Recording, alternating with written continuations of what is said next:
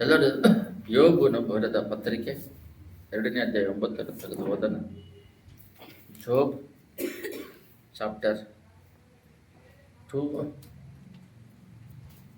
and 9 verses. ಹೀಗಿರುವಲ್ಲಿ ಅವನ ಹೆಂಡತಿ ಅವನಿಗೆ, ನೀನು ಯಥಾರ್ಥವನ್ನು ಇನ್ನೂ ಬಿಡಲಿಲ್ಲವೋ? ದೇವರನ್ನು ದೋಷಿಸಿ ಸಾಯಿ ಎಂದು ಹೇಳಿದಳು. ಪ್ರಾರ್ಥನೆ ಮಾಡೋಣ. ಸ್ತುತಿಮದಲ್ಲಿ ನಿವಾಸ ಮಾಡುವ ಪರಲೋಕ ತಂದೆಯೇ, ನಿನ್ನ ವಾಕ್ಯ ಭಾಗಗಳನ್ನು ಧ್ಯಾನಿಸಲು ಕೃಪೆ ಕೊಡೋದಕ್ಕಾಗಿ ಸ್ತೋತ್ರ. ಯೇಸುವೇ, ನಿನ್ನ ಪ್ರಸನ್ನತೆ, ಕೃಪೆ, ಮಹಿಮೆ ಅಪ್ಪ ಯೇಸುವೇ, ನಮ್ಮ ಹೃದಯಾಂತರಾಳದಲ್ಲಿ ಪ್ರವೇಶ ಮಾಡಿ ನಾವು ಜೀವನ ಮಾಡೋದಕ್ಕೆ ಬೇಕಾಗಿರುವ ವಾಕ್ಯಗಳಿಂದ ನಮ್ಮ ಜೀವನವನ್ನು ಕಟ್ಟಿ ಎಬ್ಬಿಸಲು ಕೃಪೆ ಮಾಡಿ. ಹೃದಯಗಳನ್ನು ಕಟ್ಟಿ ಬಲಪಡಿಸಲಿ. ನಿನ್ನ ವಾಕ್ಯಗಳಿಂದ ಯೇಸುವೇ, ನಮ್ಮ ಕಾಲಗಳಿಗೆ ದೀಪವಾಗಿ ನಮ್ಮ ಜೀವನ ಬೆಳಗಲಿ. ಮಾತಾಡೋ ಕಾರ್ಯ ಮಾಡಿ. ಯೇಸುವಿನ ನಾಮದಲ್ಲಿ ಬೇಡಿದ ತಂದೆ, ಆಮೇನ್. ಎಲ್ಲರೂ ಯೋಬು 2:9 ತೆಗೆದು ನಾವು ಓದಿದ್ವಿ. ಮತ್ತೊಂದ್ಸಲ ಎಲ್ಲರೂ ಸೇರಿ ಓದೋಣ. ಹೀಗಿರುವಲ್ಲಿ ಅವನ ಹೆಂಡತಿ ಅವನಿಗೆ, ನೀನು ಯಥಾರ್ಥವನ್ನು ಇನ್ನೂ ಬಿಡಲಿಲ್ಲವೋ? ದೇವರನ್ನು ದೋಷಿಸಿ ಸಾಯಿ ಎಂದು ಹೇಳಿದಳು. ಇದರಲ್ಲಿ ಇವತ್ತಿನ ದಿನದಲ್ಲಿ ವಿಶ್ವಾಸದ ಬಗ್ಗೆ ದೇವರು ಮಾತಾಡೋದಕ್ಕೆ ಪ್ರೇರೇಪಿಸೋದ್ರಿಂದ ನಾವು ವಿಶ್ವಾಸದ ಬಗ್ಗೆ ನೋಡೋಣ. ವಿಶ್ವಾಸ ಬಂದ್ಬಿಟ್ಟು ದಿನೇ ದಿನೇ ಹೆಚ್ಚುತ್ತಾ ಇರಬೇಕು. ಯಾರು ರಿಲಿಜಿಯಸ್ ಕ್ರಿಶ್ಚಿಯನ್ ಅಂದರೆ ಹೆಸರಿಗೆ ಕ್ರಿಶ್ಚಿಯನ್ ಆಗಿರ್ತಾರೋ ಅವ್ರು ಹಂಗೆ ಇರ್ತಾರೆ. ಒಬ್ಬ ಜೀವನ ಹೆಂಗಿದೆ ಅಂತ ಹೇಳಿದ್ರೆ ಕ್ರೈಸ್ತರಲ್ಲಿ ಅವನ ವಿಶ್ವಾಸವನ್ನು ಬೇಸ್ ಮಾಡಿ, ಅವನ ವಿಶ್ವಾಸ ಇದ್ದಂಗೆ ಅವನ ಜೀವಿತ ಇರುತ್ತೆ. ಅವನ ವಿಶ್ವಾಸ ಬಲವಾಗಿದ್ದರೆ ದೊಡ್ಡ ಕಾರ್ಯ ಮಾಡ್ತಾರೆ. ವಿಶ್ವಾಸ ಚಿಕ್ಕದಾಗಿದ್ದರೆ ಚಿಕ್ಕ ಕಾರ್ಯ ಮಾಡ್ತಾರೆ. ಯೋಬನ ಬಗ್ಗೆ ನಾವು ತೆಗೆದು ನಾವು ತಿಳಿಬೇಕಾದ್ರೆ, ಯೋಬನಿಗೆ ಬಂದ್ಬಿಟ್ಟು ನಾವು ಓದಿದಾಗ ಯೋಬು 1:1 ನಾವು ಒಂದು ಸ್ವಲ್ಪ ಓದೋಣ. 2 ವಾಕ್ಯ 3 ವಾಕ್ಯ ಓದ್ತೀನಿ ನೋಡ್ರಿ. ಹುಚ್ಚು ದೇಶದಲ್ಲಿ ಯೋಬನೆಂಬ ಮನುಷ್ಯನಿದ್ದನು. ಅವನು ದೇವರಲ್ಲಿ ಭಯಭಕ್ತನಾಗಿ ಕೆಟ್ಟದ್ದನ್ನು ನಿರಾಕರಿಸ್ತಾ ಇದ್ರು. ಭಯ ಪ್ಲಸ್ ಭಕ್ತಿ 2 ಇರಬೇಕು. ಒಬ್ಬರು ದೇವರಿಗೆ ಭಯಪಡ್ತಾರೆ, ಭಕ್ತಿ ಇರೋದಿಲ್ಲ. ಭಕ್ತಿ ಇದ್ರೆ ಭಯ ಇರೋದಿಲ್ಲ. ನಿರ್ದೋಷಿಯಾಗಿದ್ದರು, ಯಥಾರ್ಥ ಚಿತ್ತರಾಗಿದ್ದರು. ಈ ರೀತಿ ಅವರ ಗುಣಗಳಿತ್ತು. ಅವನಿಗೆ 7 ಮಂದಿ ಗಂಡು ಮಕ್ಕಳು, 3 ಮಂದಿ ಹೆಣ್ಣು ಮಕ್ಕಳಿದ್ದರು. ಅವನಿಗೆ 7,000 ಕುರಿಗಳು, 7,000 ನೋಡ್ರಿ, 3,000 ಒಂಟೆಗಳು. 1 ಒಂಟೆ ಇದ್ರೇನೆ ಆ ಕಾಲದಲ್ಲಿ 5 ಒಂಟೆ ಇದ್ರೇನೆ ಶ್ರೀಮಂತರು. ಇವ್ರಿಗೆ ಎಷ್ಟಿದೆ ನೋಡ್ರಿ. 3,000 ಒಂಟೆ ಅಂದರೆ ಎಷ್ಟು? 1000.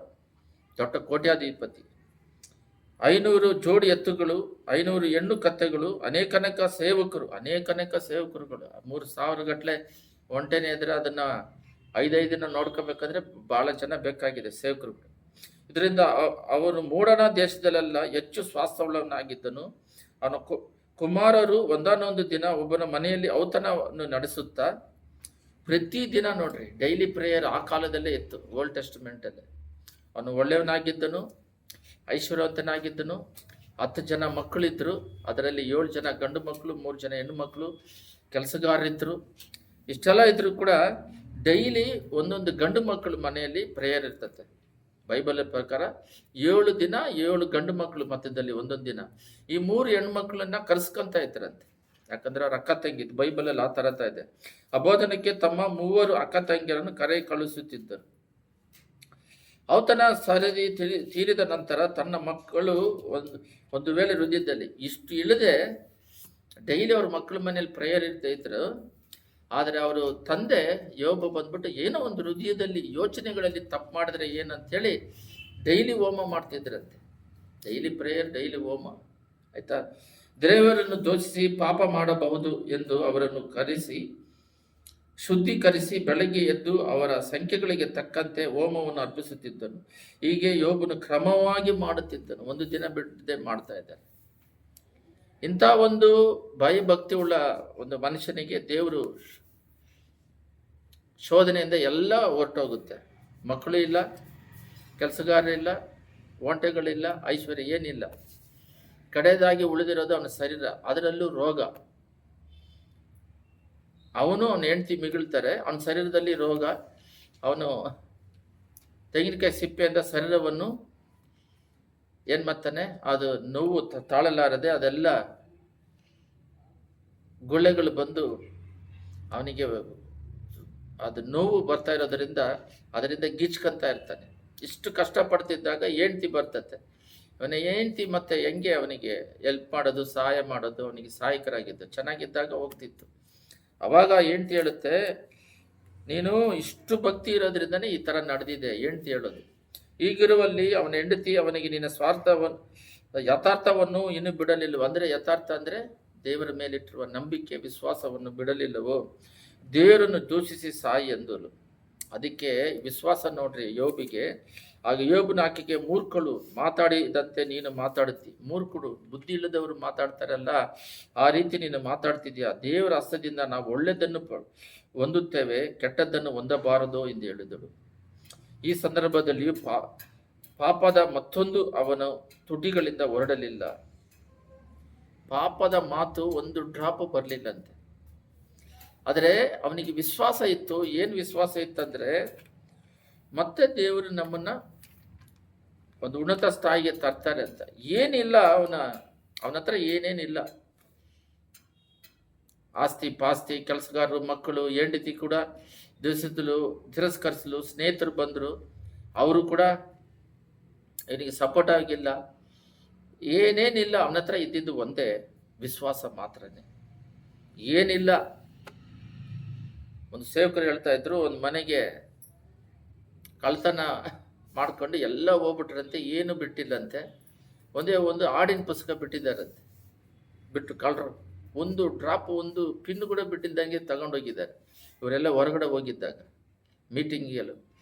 ಇವರು ಏನೇನು ಇಲ್ವಲ್ಲ ಅಂದರೆ, ಸರಿ ಹಾಡಿನ ಪುಸ್ತಕ ಐತಲ್ಲ ಅಂತೇಳಿ ಹಾಡು ಹೇಳಿದ್ದು ಸ್ತುತಿ ಮಾಡ್ತಿದ್ರಂತೆ. ಅವ್ರು ಹೆಂಗೆ ಗಾಡಿಯಲ್ಲಿ ತಗೊಂಡೋದ್ರೆ ಹಂಗೆ ಲಾರಿಯಲ್ಲಿ ತಗೊಂಬಂದು ಎಲ್ಲ ಸಾಮಾನು ಇಳಿಸ್ಬಿಟ್ಟು ಹೋಗ್ಬಿಟ್ರಂತೆ. ಅಂದರೆ ಏನೇನಿಲ್ಲ, ಇರೋದು ಒಂದೇ ಹಾಡಿನ ಪುಸ್ತಕ, ದೇವರು. ಯೋಬನಿಗೆ ಏನೇನಿಲ್ಲ. ಅವನಿಗಿದ್ದಿದ್ದು ಏನಂತ ಹೇಳಿದ್ರೆ,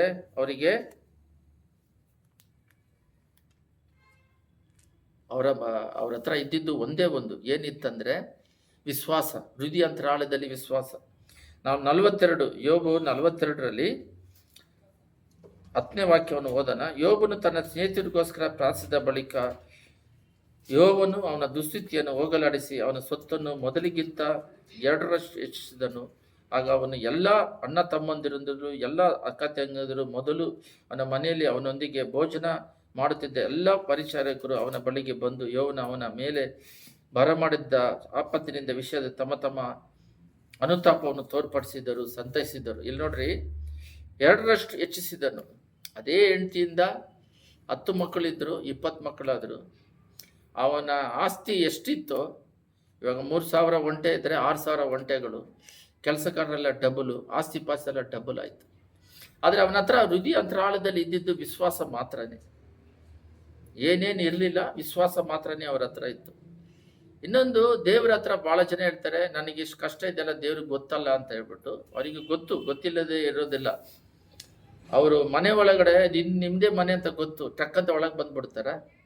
ಅವ್ರು ಹೊರಗೆ ನಿಂತು ಬಾಗಿಲು ತಡ್ತಾ ಇರ್ತಾರೆ. ಎಲ್ಲರೂ ಪರ್ಮಿಷನ್ ಕೇಳ್ಕೊಂಡೆ ಮನೆ ಒಳಗೆ ಬರ್ತಾರೆ ಮನುಷ್ಯರೇ. ಅದೇ ರೀತಿ ಬಾಗಿಲು ತಡ್ತಾ ಇರ್ತಾರೆ, ತೆಗೆದ್ರೆ ಒಳಗೆ ಬಂದು ಪ್ರವೇಶ ಮಾಡ್ತಾರೆ. ಅದೇ ರೀತಿ ಪ್ರಾರ್ಥನೆಗಳಿಂದ, ನಮ್ಮ ವಿಶ್ವಾಸಗಳಿಂದ ದೇವರನ್ನ ಮೆಚ್ಚಿಸಿ ಪಡ್ಕೋಬೇಕು. ಒಂದು ಕುರುಡ ಬರ್ತಾರೆ ದೇವ್ರ ಹತ್ರ, ಕುರುಡನ ಕರ್ಕೊಂಬಂದ್ಬಿಟ್ಟು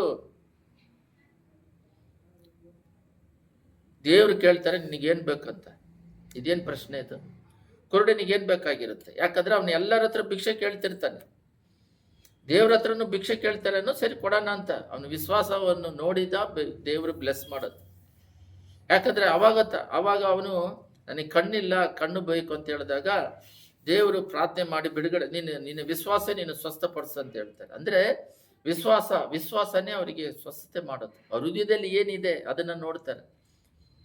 ಅಂದ್ರೆ ದೇವರು ಬಂದು ಬಲವಂತ ಮಾಡೋದಿಲ್ಲ. ವಿಲ್ ಪವರ್ ಅಂದ್ರೆ, ಇವಾಗ ನೋಡ್ರಿ, ದೇವರು ಪೂರ್ತಿ ಕಂಟ್ರೋಲ್ ತಗೊಂಡ್ರು ಅಂತಾರೆ. ಅದರಿಂದ ದೇವರು ಬಂದು ಯಾರನ್ನು ಬಲವಂತ ಮಾಡೋದಿಲ್ಲ. ಅವ್ರ ಹೃದಯದಲ್ಲಿ ದೇವ್ರನ್ನ ಸ್ವೀಕರಿಸ್ಕೊಂಡ್ರೆ ಬಂದು ನಿವಾಸ ಮಾಡ್ತಾರೆ, ಸ್ವೀಕರಿಸದೆ ಬಿಟ್ಟು ಬಿಡ್ತಾರೆ. ಪರಲೋಕಕ್ಕೆ ವಾಂಛೆ ಉಳ್ಳವರಾಗಿ, ದಾಗ ಉಳ್ಳವರಾಗಿ ರಾತ್ರಿ ಹಗಲು ಇದ್ರೆ ನಾವು ಹೋಗ್ತೀವಿ. ಇಲ್ಲ ಅಂದ್ರೆ ಅವ್ರು ಬಿಟ್ಟು ಬಿಡ್ತಾರೆ. ಅಲ್ಲೇನು ಪರಲೋಕ ರಾಜ್ಯದಲ್ಲಿ ಅವರು ದೇವದೂತರು ಇದ್ದಾರೆ, ನಾವು ಇದೀವಿ. ಬರೋರಿಗೆ ಜಾಗ ಕೊಡ್ತಾರೆ, ಅವರೇನು ಬಲವಂತ ಮಾಡ್ತಿಲ್ಲ. ಅದರಿಂದ ವಿಶ್ವಾಸದ ಮೇಲೆ ನಮ್ಮ ಜೀವನ ಆಧಾರ ಇರುತ್ತೆ. ವಿಶ್ವಾಸದಲ್ಲಿ ಅವರವರ ಜೀವನ ಇರುತ್ತೆ. ಉದಾಹರಣೆಗೆ ಬಹಳ ಹೇಳ್ಬೋದು. ಎಷ್ಟೋ ಜನ ದೇವ್ರನ್ನ ಟಚ್ ಮಾಡ್ಕೊಂಡು ಹೋಗ್ತಾ ಇರ್ತಾರೆ, ದೇವ್ರ ಜೊತೆಲೇ ನಡೀತಾ ಇರ್ತಾರೆ. ಒಂದು ಹೆಂಗಸು ಬಂದು ಬಟ್ಟೆ ಮುಟ್ಟುತ್ತೆ. ಸಡನ್ ಆಗಿ ದೇವ್ರು ತಿರುಗಿ ನೋಡ್ಬಿಟ್ಟು ಯಾರು ನನ್ನ ಮುಟ್ಟಿದ್ದು ಅಂತಾರೆ. ಅದನ್ನೆಲ್ಲ ಹೋದ್ರೆ ಆಶ್ಚರ್ಯ ಆಗುತ್ತೆ. ಅಲ್ಲಿರೋ ಶಿಷ್ಯರುಗಳು, ಅಲ್ಲಿರೋ ಜನ ಎಲ್ಲ ಕೇಳ್ತಾರೆ, ಎಲ್ಲರೂ ಪಲ್ಟಿ ಹೊಡಿತಾ ಇದ್ದೀವಿ, ಎಲ್ಲರೂ ನಡೀತಾ ಇದ್ದೀವಿ, ಎಲ್ಲರೂ ನೀನು ಮುಟ್ತಾನೆ ಇದ್ದಾರೆ, ಮತ್ತೆ ಏನು ಯಾರು ಮುಟ್ಟಿದ್ರೆ ಅಂದರೆ ಏನು ಪ್ರಶ್ನೆ ದೇವರೇ ಅಂತ ಕೇಳ್ತಾರೆ. ಇಲ್ಲ, ನನ್ನ ಶರೀರದಿಂದ ಏನೋ ಒಂದು ಮಹಿಮೆ ಹೋಯ್ತು ಅಂತ. ಅವರಿಗೆ ಗೊತ್ತಿಲ್ಲ ಅವ್ರ ಶರೀರದಿಂದ ಮಹಿಮೆ ಹೋಗಿತ್ತು. ಅವಾಗ ಹೇಳ್ತಾರೆ, ಇದೇನಿದು ಎಲ್ಲರೂ ಮುಟ್ತಾ ಇದ್ರೂ ಇವರು ಯಾರು ಮುಟ್ಟಿದ್ರು ಅಂತ ಕೇಳ್ತಾರ ಅಂತ ಹೇಳಿದ್ರೆ, ಇಲ್ಲ ಅಂದ್ರಾಗ ಅವಾಗ ಅದಕ್ಕೆ ಭಯಪಟ್ಕೊಂಡು ನಡ್ಕೊಂಡು ನಾನೇ ಮುಟ್ಟಿದೆ ಅಂತ. ಏನಂದ್ರೆ ಅವ್ರ ಹೃದಯದಲ್ಲಿ ಏನಿದೆ ಅಂದ್ರೆ, ವಿಶ್ವಾಸದಿಂದ ಅವ್ರ ಬಟ್ಟೆಯನ್ನು ಮುಟ್ಟಿದ್ರೆ ಸ್ವಸ್ಥತ ಆಗುತ್ತಂತ ಅವ್ರ ಮನಸ್ಸಿನಲ್ಲಿ ಅನ್ಕೊಂಡು ಮುಟ್ಟಿದ್ರಿಂದ ಆ ವಿಶ್ವಾಸ ಅದು ಪಡ್ಕೊಂಡ್ರು. ದೇವರಿಗೆ ಗೊತ್ತಿಲ್ಲದೆ ಆ ವಿಶ್ವಾಸ ಕಾರ್ಯ ಮಾಡಿದೆ, ಅವ್ರು ಪಡ್ಕೊಂಡ್ರು. ವಿಶ್ವಾಸದ ಮೇಲೆ ಆಧಾರ ಪಟ್ಟಿರ್ಬೇಕು. ನಾನು ಹೊಸದಾಗಿ ಯೇಸುಸ್ವಾಮಿ ನಂಬಿದಾಗ ನನಗೆ ಸಿಕ್ಕಿರೋದೇ ವಿಶ್ವಾಸ. ಭಯ ಅಂದ್ರೆ ಹೋಯ್ತು. ಭಯ ಭೂಮಿಯಲ್ಲಿ ಐತಾ ಇಲ್ಲ ಅಂತಾನೆ ಗೊತ್ತಿಲ್ಲ.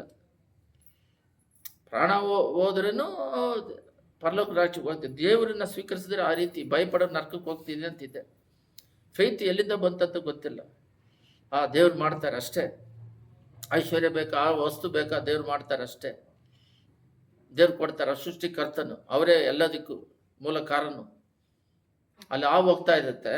ಪಾಸ್ಟರ್ ಹೇಳಿದ್ರು, ಇವಾಗ ಹಾವು ಹೋಯ್ತು, ನೀನು ಯೂರಿನಿಗೆ ಹೋಗ್ತಾ ಇದೆಯಾ ಅಂತ ಹೇಳಿದ್ರೆ, ಅಯ್ಯೋ ಬೈಬಲಲ್ಲಿ ಇವಾಗ ಮಾರ್ಕಲ್ಲಿದೆ, ಹಾವು ತೇಳ ನದಿನ ಮಾಡ್ತೀರ ಅಂದ್ರು, ನಾನು ತುಳಿದ್ರನ್ನು ಕಡಿಯಲ್ಲ ಅಂತ. ಅದನ್ನ ನೋಡಿ ಅವರು ಸೇವೆಗೆ ನನ್ನನ್ನು ಉಪಯೋಗಿಸಿದ್ರು. ಅದೇ ನನಗೆ ನನ್ನ ಬಗ್ಗೆ ಹೇಳ್ತೀನಿ ಅಂತಲ್ಲ, ನನಗೆ ಗೊತ್ತಿಲ್ಲದೆ ಆ ವಿಶ್ವಾಸ ಎಲ್ಲಿಂದ ಬಂತಂತ ಗೊತ್ತಿಲ್ಲ. ವಿಶ್ವಾಸದ ಮೇಲೆ ಕಾರ್ಯ ಮಾಡ್ತಾರೆ.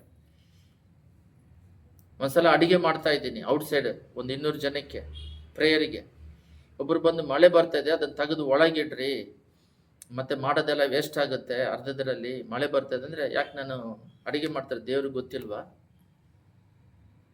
ಏನದು ಮಳೆ ಬಂದ್ರೆ ಅದು ನಿಂತೋಗುತ್ತೆ ಅಂತ ಗೊತ್ತಿಲ್ವಾ? ನನಗೇನಿಲ್ಲ, ದೇವ್ರಿಗೆ ಅವಮಾನ, ನನಗೇನಕ್ಕೆ ಅವಮಾನ? ದೇವ್ರು ಪ್ರೇಯರ್ ಮಾಡಿದ್ರೆ ಇಲ್ಲ ಅಂದ್ರೆ ಅವರಿಗೆ ಅದೆಲ್ಲ ಏನಿಲ್ಲ, ಅವ್ರು ದೇವ್ರಿಗೆ ಗೊತ್ತು, ಬೇಕಂತ ಚೆಕ್ ಮಾಡ್ತಾರೆ. ಹೊಸದು ದೇವ್ರು ನಂಬ್ಕೊಂಡಿರೋದು ಫಸ್ಟ್. ಅದನ್ನ ನೋಡ್ಬಿಟ್ಟು ಅವನು, ಇದೇನು ನಿನಗೆ ಇಷ್ಟು ವಿಶ್ವಾಸ ಐತೆ ಅಂತಿದ್ದಾರೆ. ಅದನ್ನೇ ಬೈಬಲಲ್ಲಿ ಪ್ರಕಟಣೆಯಲ್ಲಿ ಹೇಳ್ತಾ ಇದ್ದಾರೆ, ಆದಿಯಲ್ಲಿದ್ದ ಪ್ರೀತಿಯನ್ನು ಬಿಟ್ಟೆ. ಪ್ರೀತಿ ಅಂದ್ರೆ ಎಲ್ಲನೂ. ದೇವರಲ್ಲಿ ಇವಾಗ ವಿಶ್ವಾಸ ಇದೆ ಅಂದ್ರೆ ಅದು ಮಾತ್ರ ಅಲ್ಲ, ವೈರಾಗ್ಯ ಆಗಲಿ, ಪ್ರೀತಿ ಆಗಲಿ ಪ್ರಾರಂಭದಲ್ಲಿದ್ದಂಗೆ ಇರೋದಿಲ್ಲ, ದಿನ ದಿನ ಕಮ್ಮಿ ಆಗ್ತಾ ಇರೋದು. ಯಾಕಂದ್ರೆ ಲೋಕದ ಮೇಲೆ ಹೋಗ್ಬಿಡುತ್ತೆ. ಸ್ಪಿರಿಚುವಲ್ ಅಲ್ಲಿ ಬೆಳವಣಿಗೆಯಲ್ಲಿ ವಿಶ್ವಾಸ, ಪರಿಶುದ್ಧತೆ ಇದ್ರೆ ಇನ್ನೂ ಪರಿಶುದ್ಧತೆ, ನೀತಿಯಾಗಿದ್ರೆ ಇನ್ನೂ ನೀತಿ, ನಂಬಿಕೆ ಇದ್ರೆ ಇನ್ನೂ ಡಬಲ್ ನಂಬಿಕೆ, ವಿಶ್ವಾಸ ಇದ್ರೆ ಇನ್ನೂ ವಿಶ್ವಾಸ, ಶಾಂತಿ ಇದ್ರೆ ಇನ್ನೂ ದೀರ್ಘ ಶಾಂತಿ, ಡಬಲ್ ವಿಶ್ವಾಸ. ಅವಾಗ ಆ ರೀತಿ ಇದ್ರೆ ಇವಾಗ ಇನ್ನೂ ದೊಡ್ಡ ಕಾರ್ಯ ಮಾಡಿರ್ಬೇಕಲ್ಲ. ಒಂದ್ಸಲ ಸೌತ್ ಕೊರಿಯಾಗೆ ಹೋಗಿದ್ದಾಗ ಅಲ್ಲಿ ಚಿಕ್ಕ ರೂಮ್ ಮಾತ್ರ ಮಾಡಿರ್ತಾರೆ. ಒಬ್ಬರೇ ಹೋಗಿ ಪ್ರಾರ್ಥನೆ ಮಾಡೋದು. ಒಂದು ಸಂಧಿ ಥರ ಇರುತ್ತೆ, ಅದು ಓಪನ್ ಮಾಡಿಟ್ರೆ ಒಳಗಡೆ ಇದ್ದಾರೆ ಅಂತ ಅರ್ಥ. ಕ್ಲೋಸ್ ಮಾಡಿದ್ರೆ ಯಾರು ಇಲ್ಲ, ಯಾರಾದರೂ ಹೋಗ್ಬೋದಂತ. ಒಳಗೆ ಹೋಗಿದ ತಕ್ಷಣ ಅದು ಓಪನ್ ಮಾಡಿ ಇಟ್ಬಿಡ್ಬೇಕು. ಓಪನ್ ಮಾಡಿ ಒಳಗೆ ಪ್ರೇಯರ್ ಮಾಡ್ತಿರ್ಬೇಕು. ಒಂದು ಚಿಕ್ಕ ಬಾಕ್ಸ್, ಹಿಂಗೆ ಗಾಳಿ ಬರುತ್ತೆ. ಒಬ್ಬರು ಮೋಕಾಲು ಊರಕ್ಕೆ ಮಾತ್ರ ಇರುತ್ತೆ. ಅದರಲ್ಲಿ 2 ಗಂಟೆವರೆಗೂ ಡೈಲಿ ಪ್ರೇಯರ್ ಮಾಡ್ತಾ ಇದ್ದೆ. ಒಂದಿನ ಪ್ರೇಯರ್ ಮಾಡಿ ಒಳಗೆ ಬಂದು ಶೂಸಲ್ಲಿ ಕಾಲಿಟ್ರೆ ಸ್ಕಾರ್ಪಿಯೋ, ದೊಡ್ಡದು ಕಾಡಿಂದದು, ಬೆಟ್ಟದಲ್ಲಿ ಪ್ರೇಯರ್ ಕರೆಕ್ಟಾಗಿ ಸೇರ್ಕೊಂಡ್ರೆ ಹಿಡ್ಕೊಂಡು ಬಿಡಲಿಲ್ಲ. ವಿಷ ಅದು, ಹಾವು ಥರನೂ ಅದು ವಿಷ. ಸ್ಕಾರ್ಪಿಯೋ ಕಪ್ಪಿಗೆ ದೊಡ್ಡದು. ಅದೇನಾಯ್ತು, ಕಡ್ದಿದ ತಕ್ಷಣ ಜೂ ನನಗೆ ಕಾಲಲ್ಲಿ 5-6 ಸಲ ಜಾಡಿಸ್ದೆ. ಆಮೇಲೆ ಬಿಟ್ಟೋಯ್ತು. ಹೋಗಿ ಮಣ್ಕಂಡೆ. ಅವರಿಗೆ ಹೇಳ್ಬೇಕಾಗಿತ್ತು, ನಾನು ಹೇಳಲಿಲ್ಲ. ಜೂ ಅಂತ ಅರ್ಧ ಗಂಟೆ ಪ್ರೇಯರ್ ಮಾಡಿದೆ. 5 ಗಂಟೆಗೆ ಎಬ್ಬರಿಸಿದ್ರು ಮತ್ತೆ ಜೂ ಅಂತೈತೆ. ಪ್ರಾಣ ಹೋಗುತ್ತೆ ಅನ್ನೋದು ಒಂದು ಭಯ ಇಲ್ಲ. ಹೇಳ್ತಿದ್ದಾರೆ, 2 ಮಕ್ಕಳಿದ್ದಾರೆ, ಅಯ್ಯೋ ಸತ್ರೆ ಏನು. ವಿಶ್ವಾಸ ಅಂದರೆ ಸತ್ರೆ ಅವ್ರಿಗೆ ಗೊತ್ತು. ಆ ವಿಶ್ವಾಸನೇ ನಮ್ಮನ್ನು ಆ್ಯಕ್ಟ್ ಮಾಡೋದು. ಯಾವಾಗ ನಾವು ಲಾಜಿಕ್ ಆಗಿ ಲೋಕಕ್ಕೆ ಬರ್ತೀವೋ ಆ ವಿಶ್ವಾಸವನ್ನು ಬಿಟ್ಟು ಬರ್ತೀವೋ ಅವಾಗ ನಾವು ಮಾಂಸಿಕರಾಗ್ತೀವಿ, ದೇವ್ರ ಮಕ್ಕಳಲ್ಲ. ಅಲ್ಲೇ ಬರೋದು ಎಡವಟ್ಟು. ಏನಂದ್ರೆ ಲೋಕಕ್ಕೆ ಸಂಬಂಧಪಟ್ಟ ಮಾತುಗಳಿಂದ ಅದಾಗಲ್ಲ ಅಂದ್ರೆ ಆಗಲ್ವಾ? ದೇವರು ಗರ್ಭಪಾತ ಮಗು ಹುಟ್ಟಕ್ಕಾಗಲ್ಲ ಅನ್ನುವ 90 ವರ್ಷ ಸಾರಲಿಗೆ, ಅಬ್ರಹಾಮನಿಗೆ 100 ವರ್ಷ, ಮಗುನೇ ಇಬ್ಬರಿಗೂ ಸೇರಿ ಹುಟ್ಟೋದಿಲ್ಲ. ಆ ಸಮಯದಲ್ಲಿ ಅದ್ಭುತ ಮಾಡ್ತಾರೆ, ಅದೇ ಮಿರಾಕಲ್. ಆಗಲ್ಲ ಅಂತ ಡಾಕ್ಟರ್ ಹೇಳ್ತಾರೆ, 4th ಸ್ಟೇಜ್ ಅಂತ. ಆಗಲ್ಲ ಅಂತ. 1st ಸ್ಟೇಜ್ ಅಂದರೆ ಏನೋ ಟ್ರೀಟ್ಮೆಂಟಿಂದ ಬದುಕಿ ಬರ್ಬೋದು. 2ನೇ ಸ್ಟೇಜ್ ಏನೋ ಯಾವುದೋ ಒಂದು HIV ಕ್ಯಾನ್ಸರು, ಇಲ್ಲ ಯಾವುದೋ ಒಂದು ರೋಗಗಳು, ಇಲ್ಲ ಆಗಲ್ಲ ಡಾಕ್ಟ್ರುಗಳು. 3rd ಸ್ಟೇಜ್ ಅಂದರೆ ಇನ್ನೇನು ಹೋಗ್ಬಿಟ್ಟಿದೆ, ಬರೋಕ್ಕಾಗುತ್ತಾ ಇಲ್ಲೋ ಟ್ರೈ ಮಾಡೋಣ 1st ಸ್ಟೇಜಿಗೆ ಬರೋಕ್ಕೆ. ಅದು 4th ಸ್ಟೇಜ್ ಅಂದರೆ ಇನ್ನು ಕಾಪಾಡೋಕ್ಕಾಗಲ್ಲ ಅಂತ. ಅದು 4th stage, 5th stage, 6th stage ವಿಶ್ವಾಸ. ದೇವ್ರು ನಮ್ಮನ್ನ ಎಬ್ಬರಿಸ್ತಾರೆ ಮಾಡ್ತಾರೆ ಅಂದರೆ ದೇವ್ರು ಎಬ್ಬರಿಸ್ತಾರೆ ಮಾಡ್ತಾರೆ. ಇವಾಗ ಪ್ರತಿಯೊಬ್ಬರ ಯೂತ್ಗಳಲ್ಲಿ ಮೈಂಡ್ಗಳಲ್ಲಿ ಲೋಕ ಬಂದು ತುಂಬ್ಕೊಂಡೈತೆ. ಕಾರಣ ಏನಂದರೆ ಯೂಟ್ಯೂಬ್ ಇಲ್ಲದೆ, ವ್ಯಾಟ್ಸಪ್ ಇಲ್ಲದೆ ಮನುಷ್ಯ ಬದುಕಕ್ಕಾಗೋದಿಲ್ಲ. ಆ ರೀತಿ ಸೈತಾನ್ ಮಾಡಿಟ್ಟಿದ್ದಾನೆ. ಎಷ್ಟೋ ಸೇವಕರುಗಳು, ಎಷ್ಟೋ ಜನ ಸೆಲ್ಫೋನ್ ಇಲ್ದೇನೆ ಬದುಕ್ತಾ ಇದ್ದಾರೆ. ಸೆಲ್ಫೋನ್ ಯೂಸ್ ಮಾಡ್ದೇನೆ ಬರೀ ಕಾಲ್ ಮಾತ್ರ ಮಾಡ್ಕೊಂಡು ಇರೋರು ಇನ್ನೂ ಇದ್ದಾರೆ. ಅವರಿಗೆ ವ್ಯಾಟ್ಸಪ್ ಯೂಸ್ ಮಾಡೋಕ್ಕೆ ಗೊತ್ತಿಲ್ಲ ಅಂತಲ್ಲ, ಗೊತ್ತಿದ್ರೂ ಬೇಡ ಅಂತ ಬಿಟ್ಟಿದ್ದಾರೆ. ಟೈಮ್ ವೇಸ್ಟ್ ಆಗುತ್ತಂತೆ. ಅವ್ರು ಕೊಟ್ಟಿರೋ ಕೆಲಸ ಜವಾಬ್ದಾರಿಗಳ ಮೇಲೆ ಕಾನ್ಸಂಟ್ರೇಷನ್ ಮಾಡಿದ್ದಾರೆ. ಯಾವಾಗ ನೋಡಿದ್ರು ವ್ಯಾಟ್ಸಪ್, ಯೂಟ್ಯೂಬ್. ಅದು ಅವ್ರಿಗೆ ಏನು ಮಾಡ್ತಾ ಇದ್ದಾರೆ? ಒಂದು ದೇವ್ರ ವಿಷಯದಲ್ಲಿ ಏನಾದರೂ ಇಂಪಾರ್ಟೆಂಟ್ ಇದೆಯಾ? ಅದರಲ್ಲೂ ಸೆಲೆಕ್ಟೆಡ್ ಪಾಸ್ಟರ್ಸ್, ಅವರು ಸಾಕ್ಷಿಯಾಗಿದ್ದಾರೆ. ಅವ್ರ ಹೆಂಡತಿ ಮಕ್ಕಳನ್ನ ಸರಿಯಾಗಿ ನಡೆಸ್ತಾ ಇದ್ದಾರೆ ಸೇವಕರುಗಳು. ಅವರು ಬ್ಯಾಕ್ಗ್ರೌಂಡ್ ನೋಡಿ ಮಾಡಬೇಕು. ಹಾಡು ಹೇಳಿದಾಗ ಹೇಳ್ತಾರೆ, ವಾಕ್ಯ ಹೇಳಿದ್ರೆ ಹೇಳ್ತಾರೆ, ಎಲ್ಲರೂ ಹೇಳ್ತಾರೆ. ಬಟ್ ಅವರು ಸಾಕ್ಷಿ ಜೀವಿತ ಇದೆಯಾ? ಅವ್ರ ಫ್ಯಾಮಿಲಿ ಬ್ಯಾಕ್ಗ್ರೌಂಡ್ ಯಾವ ರೀತಿ ಇದೆ ಅಂಥವ್ರನ್ನ ಸೆಲೆಕ್ಟ್ ಮಾಡಿ ಮಾತಾಡೋದನ್ನ ಕೇಳೋದು. 2ನೇದು ವೇಸ್ಟೇಜ್ ಎಲ್ಲ ಡಿಲೀಟ್ ಮಾಡೋದು. ಅದು ಪಾಪನೇ. ಯೋಸೇಫನ ಬಿಟ್ಟು ಓಡ್ದಂಗೆ ಅದು ಪಾಪನೇ. ಅದನ್ನೆಲ್ಲ ಬಿಟ್ಟು ವಾಕ್ಯದಲ್ಲಿ ವಿಶ್ವಾಸ ಬೆಳೆಸುವಂಥದ್ದು, ಸತ್ಯದಲ್ಲಿ ಬೆಳೆಯುವಂಥದ್ದು ಸೆಲೆಕ್ಟ್ ಮಾಡಿಕೊಂಡು ಅಂಥವ್ರನ್ನ ಕೇಳೋದು. ಯಾವಾಗಲೂ ಸ್ವಂತವಾಗಿ ನಾವು ಪ್ರಾರ್ಥನೆ ಮಾಡೋದು, ನಾವು ವಾಕ್ಯ ಓದೋದು, ನಾವು ನಡೆಯೋದು, ಸ್ವಂತವಾಗಿ ಹೊಸ ಹೊಸ ಹಾಡುಗಳನ್ನು ಬರೆಯೋದು, ಕಲಿಯೋದು. ನಮಗೆ ಕೊಟ್ಟರು ಓದೋ ಮಕ್ಕಳಾದರೆ ಓದೋದು, ಕೆಲಸ ಮಾಡೋದಾದರೆ ಜವಾಬ್ದಾರಿ. ಮನೆಯಲ್ಲಿ ಎಲ್ಲ ಕೆಲಸಗಳು ಕರೆಕ್ಟಾಗಿ ಟೈಮಿಂಗ್ ಮಾಡ್ತಾ ಇದ್ದೀವ, ಅದಕ್ಕೆ ಕೃಪೆ ಕೊಡು ಅಂತ. ಗಂಡನ್ನ ಪ್ರೀತಿಯಿಂದ ನೋಡ್ತಾ ಇದ್ದೀವ, ಮಕ್ಕಳನ್ನ ದೇವರಲ್ಲಿ ನಡೆಸ್ತಾ ಇದ್ದೀವ. ಕೊಟ್ಟರೆ ಕೆಲಸಕ್ಕೆ ಹೋದರೆ ಅಲ್ಲಿ ಉತ್ತಮರಾಗಿ ಕೆಲಸ ಕಾರ್ಯದಲ್ಲಿ ಉತ್ತಮರಾಗಿ ಕೆಲಸ ಮಾಡ್ತಾ ಇದ್ದೀವ. ಇನ್ಕಮ್ ಬೇಕಂದರೆ ಕಷ್ಟಪಟ್ಟು ಕಠಿಣವಾಗಿ ಕಷ್ಟಪಡಬೇಕು. ಅದಕ್ಕೆ ದೇವ್ರು ಕೃಪೆ ಕೊಟ್ಟು ಸಹಾಯ ಮಾಡ್ತಾರೆ. ಎಷ್ಟೋ ಮಿಷನರಿಗಳು 70 ವಯಸ್ಸು 68 ವಯಸ್ಸು ಬೆಟ್ಟಗಳನ್ನ ಹತ್ತಿ ಸೇವೆ ಮಾಡ್ತಾ ಇದ್ದಾರೆ. ಅವ್ರಿಗೆ ಹೆಂಗೆ ಮಾಡ್ತಾರೆ ಅಂದರೆ ಕೃಪೆ. ಹೊಸ ಯವನಸ್ಥರು ಓಡೋಕ್ಕಾಗಲ್ಲ. ಯಾಕೆ ಅಂದರೆ ಅವರ ಆತ್ಮ ಭಾರ ದಾಗ ವಿಶ್ವಾಸದ ಮೇಲೆ ಜೀವನ ನಡೀತದೆ. ಕೋವಿಡ್ ಬಂತು, ಎಲ್ಲರೂ ಕೋವಿಡ್ ಬಂದಾಗ ಅದು ಗೌರ್ಮೆಂಟ್ ರೂಲ್ಸ್ ಫಾಲೋ ಮಾಡಿದ್ರು. ನಾವು ಗೌರ್ಮೆಂಟ್ ರೂಲ್ಸ್ ಫಾಲೋ ಮಾಡಿದ್ವಿ, ಆದರೆ ದೇವರ ಮೇಲಿಟ್ಟಿರುವ ವಿಶ್ವಾಸವನ್ನು ಬಿಡಲಿಲ್ಲ. ಕೋವಿಡ್ ಬಂದಾಗ ಕೋವಿಡ್ ನನಗೂ ಬಂತು. ಏನು ಮಾಡಬೇಕು? ಕೋವಿಡ್ ಬಂದರೆ ಅದಕ್ಕೆ ಬೇಕಾಗಿರೋ ಟ್ರೀಟ್ಮೆಂಟ್ ತಗೋಬೇಕು. ಸೀರಿಯಸ್ ಆದರೆ ಆಕ್ಸಿಜನ್ ತರಬೇಕು. ಇದು ಲೋಕದ ನಿಯಮ. ಎಲ್ಲರೂ ಲೋಕದಲ್ಲಿರೋರು ಮಾಡಿದ್ರು. ನಾವು ವಿಶ್ವಾಸಿ, ಹೆಸರೇ ವಿಶ್ವಾಸಿ, ಅದರಲ್ಲೇ ಇದೆ ನೋಡ್ರಿ. ವಿಶ್ವಾಸ ಅಂದರೆ, ವಿಶ್ವಾಸಿ ಅಂದರೆ ದೇವ್ರನ್ನ ವಿಶ್ವಾಸದವರು, ನಂಬಿಕೆ ಇರೋರು. 11 ದಿನ ಆಗ್ತಾ ಇದೆ. ಯಾವತ್ತೂ ನನ್ನ ಲೈಫಲ್ಲಿ ದೇವ್ರು ನಂಬ್ಕೊಂಡು 97ರಿಂದ ಒಂದು ದಿನನೂ ಬೆಡ್ ಮೇಲೆ ಮಣ್ಕೊಂಡು ಕಂಟಿನ್ಯೂಸ್ ಆಗಿ 2 ದಿನ ಮಣ್ಕೊಂಡಿದ್ದಿಲ್ಲ. ಕೋವಿಡ್ ಟೈಮಲ್ಲಿ 11 ದಿನ ಮಣ್ಕೊಂಡಿದ್ವಿ. ಎದ್ದು ನಿಲ್ಲಕ್ಕಾಗಲ್ಲ. ಅದು ನಿದ್ದೆ ಮಾಡು ಟಯರ್ಡ್, ಒಳಗಡೆ ಎಲ್ಲ ಕೆಲಸ ಮಾಡ್ತೈತೆ, ಟಯರ್ಡ್ ಕೊಡುತ್ತೆ. ಲಾಸ್ಟ್ ದಿನ ಇನ್ನೇನು ಉಳಿಯೋದಿಲ್ಲ, ಹೋಗ್ತೀವಿ ಅಂದಾಗ ಆಕ್ಸಿಜನ್ ಹೋಗ್ಬೇಕು, ಆಸ್ಪತ್ರೆಗೆ ಹೋಗ್ಬೇಕಂತಲ್ಲ, ಪ್ರೇಯರ್ ಮಾಡಿದ್ವಿ.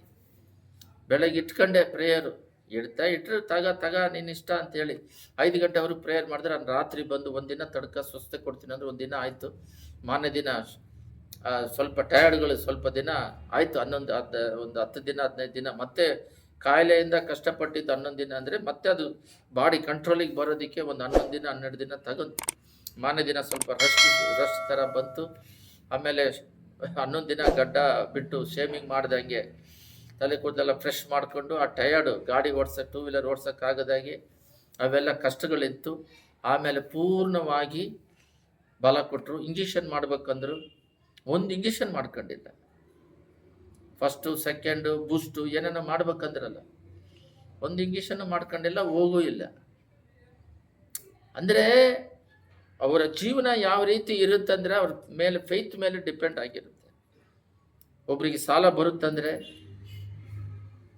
ಒಂದು ಚರ್ಚಲ್ಲಿ ಒಂದು ಸೇವಕರು ಹೇಳಿದ್ರು, ಗಂಡ ಬಿಟ್ಟೋಗಿ ಹೆಂಡ್ತಿನ ಗಂಡ ಬಿಟ್ಟೋಗಿ 7 ವರ್ಷ ಆಯ್ತಂತೆ.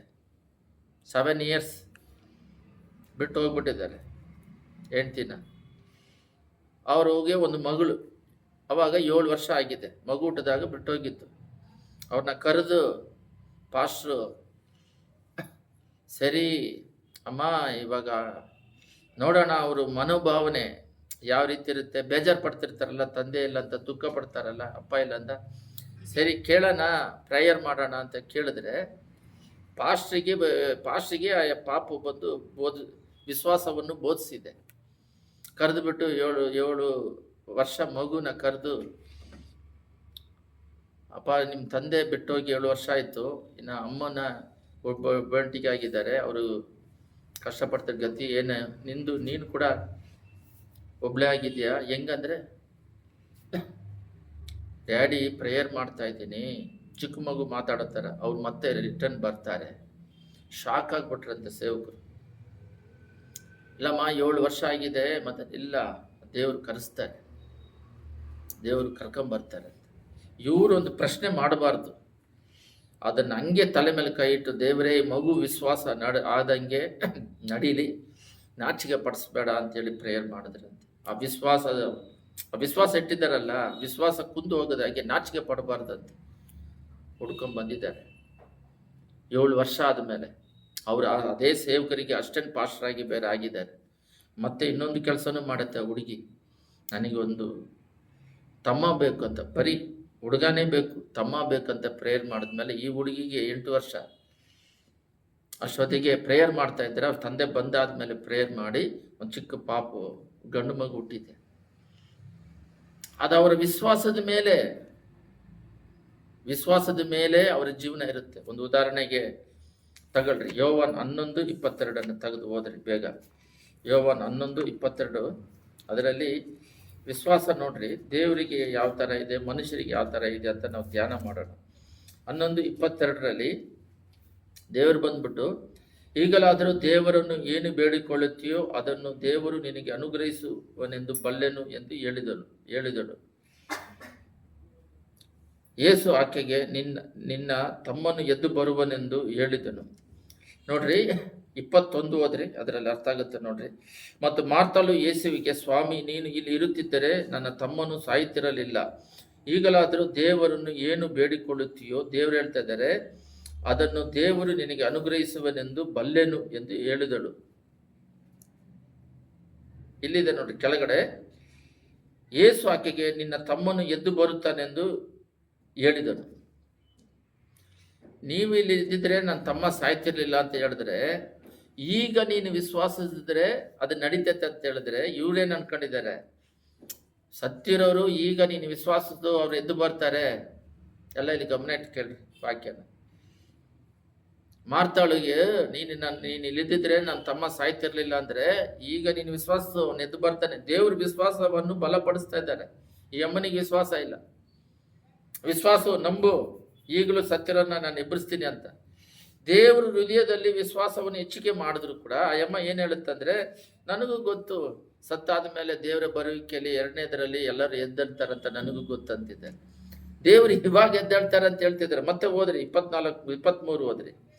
ಯೇಸು ಆಕೆಗೆ, ನಿನ್ನ ತಮ್ಮನು ಎದ್ದು ಬರುವನೆಂದು ಹೇಳಿದನು. ಮಾರ್ತಳು, ಸತ್ತವರಿಗೆ ಕಡೇ ದಿನದಲ್ಲಿ ಪುನರುತ್ಥಾನವಾಗುವುದೆಂದು ಅವನು ಎದ್ದು ಬರುವನೆಂದು ನಾನು ಬಲ್ಲೆನೆ ಅಂದಳು. ಯೇಸು ಆಕೆಗೆ, ನಾನೇ ಪುನರುತ್ಥಾನವೂ ಜೀವವಾಗಿದ್ದಾನೆ, ನಾನು ನಂಬುವವನು ಸತ್ತರೂ ಬದುಕುವನು. ನೋಡ್ರಿ, ನಾನೇ ಪುನರುತ್ಥಾನ, ನಾನೇ ಜೀವ, ನಾನು ನಂಬಿದ್ರೆ ಸತ್ತನು ಬದುಕು ಬರ್ತಾನೆ, ಅದು ಸತ್ತ ಮೇಲೆ ಬದುಕು ಬರ್ತಾರೆ ಪರಲೋಕ ರಾಜ್ಯಕ್ಕೆ. ಅದಿಲ್ಲದೆ ಮತ್ತು ಬದುಕುತ್ತಾ ನನ್ನನ್ನು ನಂಬೋ ಪ್ರತಿಯೊಬ್ಬನು ಎಂದಿಗೂ ಸಾಯುವುದಿಲ್ಲ. ಇದೇ ಇವತ್ತಿನ ಮೆಸೇಜ್. ನೀನು ಬದುಕ್ತಾ ಇರಬೇಕಾದ್ರೆ ದೇವರ ಮೇಲೆ ನಂಬಿಕೆ ಇಟ್ಟು ಬದುಕ್ತಾ ಇದ್ರೆ ಯಾವತ್ತೂ ನೀನು ಸಾಯೋದಿಲ್ಲ ಜೀವನದಲ್ಲಿ. ಇದೆಲ್ಲ ಆತ್ಮಿಕವಾದ ವಾಕ್ಯಗಳು. ಇಲ್ಲೇನಿದೆ ಕೆಳಗಡೆ, ಇದನ್ನು ನಂಬುತ್ತೀಯೋ ಎಂದು ಹೇಳಿದನು. ನಂಬ್ತೀಯಾ, ನಂಬಿಕೆ ಬರಲಿ. ಅವ್ರಲ್ಲಿ ನಂಬಿಕೆ ಹುಟ್ಸೋಣ ಅಂತ ಟ್ರೈ ಮಾಡ್ತಾರೆ. ಆ ಅಮ್ಮನಿಗೆ ನಂಬಿಕೆ ಬರ್ತಿಲ್ಲ. ಆಕೆ, ಹೌದು ಸ್ವಾಮಿ, ಲೋಕಕ್ಕೆ ಬರಬೇಕಾದ ದೇವಕರ್ಮ ಕ್ರಿಸ್ತನು ನೀನೇ ಎಂದು ನಂಬುತ್ತೇನೆ ಅಂದಳು. ಆದರೆ ಸತ್ತಿರೋರನ್ನ ಜೀವಂತವಾಗಿ ಎಬ್ಬರಿಸ್ತಾರಂತ ನಂಬಿಕೆ ಬರ್ತಿಲ್ಲ ಆ ಅಮ್ಮನಿಗೆ. ಇನ್ನೊಂದು ವಾಕ್ಯ ಹೋದ್ರಿ 39ರಲ್ಲಿ, ಎಲ್ಲರೂ ಅದರಲ್ಲಿ, ಯೇಸು ಆ ಕಲ್ಲನ್ನು ತೆಗೆದು ಹಾಕಿರಿ ಅನ್ನಲು ತೀರಿ ಹೋದವನ ಅಕ್ಕನಾದ ಮಾರ್ತಾಳು. ಮತ್ತೆ ಆ ಅಮ್ಮ ಪ್ರಶ್ನೆ ಮಾಡ್ತದೆ. ದೇವ್ರು ಹೇಳ್ತಾ ಇದ್ದಾರೆ ಕಲ್ಲನ್ನು ತೆಗೀರಿ ಅಂತ. ಮತ್ತೆ ತೀರಿ ಹೋದವನು ಲಾಜರನ ಅಕ್ಕ ಏನು ಹೇಳ್ತಾರಂತ ನಾವು ನೋಡ್ರಿ. ಈಗ ನಾತ ಹುಟ್ಟಿದೆ ಅಂದಳು.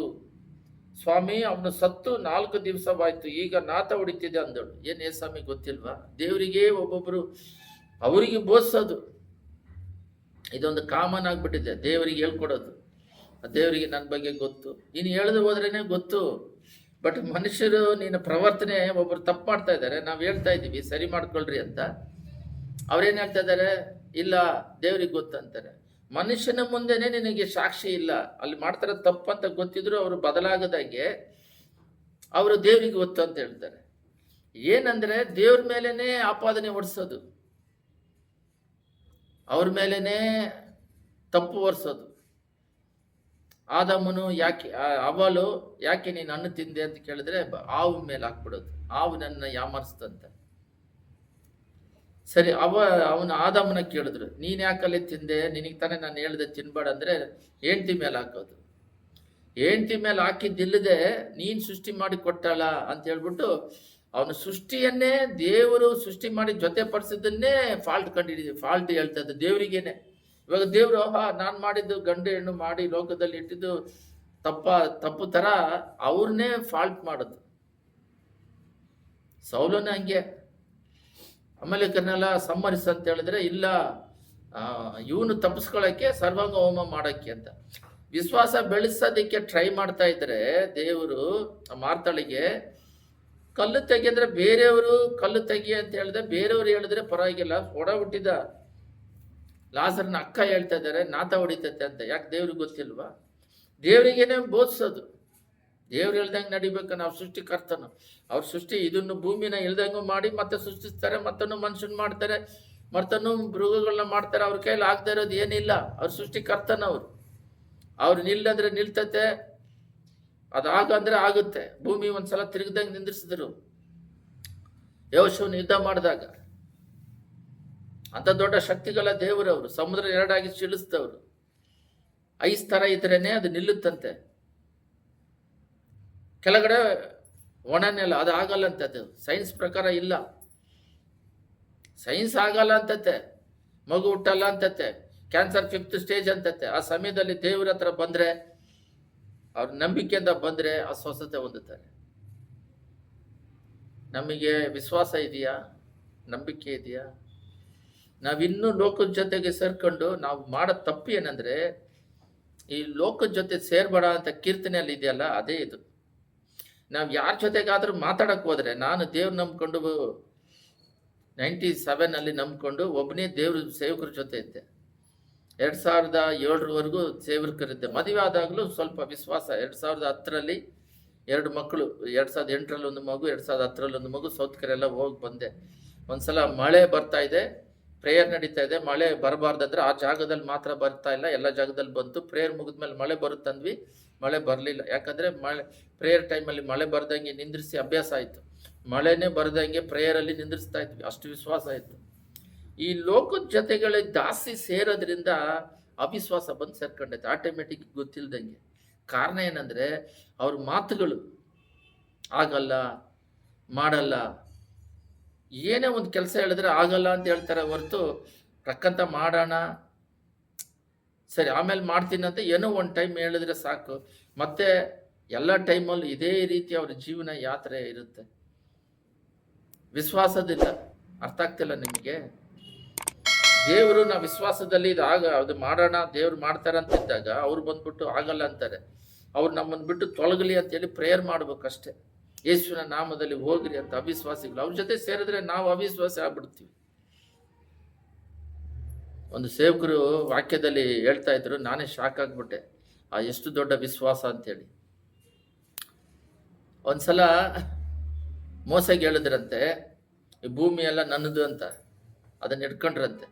ಜಾಗ ಹೋಗಿ ಕೇಳಿದ್ರೆ ಕೊಡ್ತೀನಿ ಅಂತ ಹೇಳಿ ಎಲ್ಲ, ಆದರೆ ಅದಕ್ಕೆ ಆಪೋಸಿಟ್ ಆಗಿ ಯಾರೋ ಬಂದು ಕೊಡಬಾರ್ದು ಅಲ್ಲಿಗೆ ಸೇವೆಗೆ ಹಂಗಿಂಗೆ ಅಂತ ಮಾತಾಡ್ತಿದ್ರಂತೆ.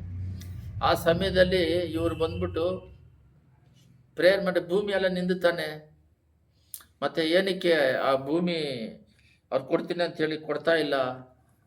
ಯಾಕಂದ್ರೆ ಒಬ್ರು ಜಾಗ ಕೊಡ್ತಾರಂತೆ, ಪ್ರೇಯರ್ ಮಾಡೋದಕ್ಕೆ ವರ್ಷಕ್ಕೆ ಒಂದು ಟೈಮ್ ಪ್ರೇಯರ್ ಮಾಡಿದ್ರೆ ಕೊಟ್ಟಿರೋರು ಸುಮ್ಮನೆ ಇದಾರಂತೆ, ಕೊಡದೇ ಇರೋರು ಸುಮ್ಮನೆ ಇರೋರೆಲ್ಲ ಕೆಟ್ಟದಾಗಿ ಮಾತಾಡೋದು, ಆಪೋಸಿಟ್ಸ್ ಮಾಡೋದು ಎಲ್ಲ ಮಾಡೋದ್ರಿಂದ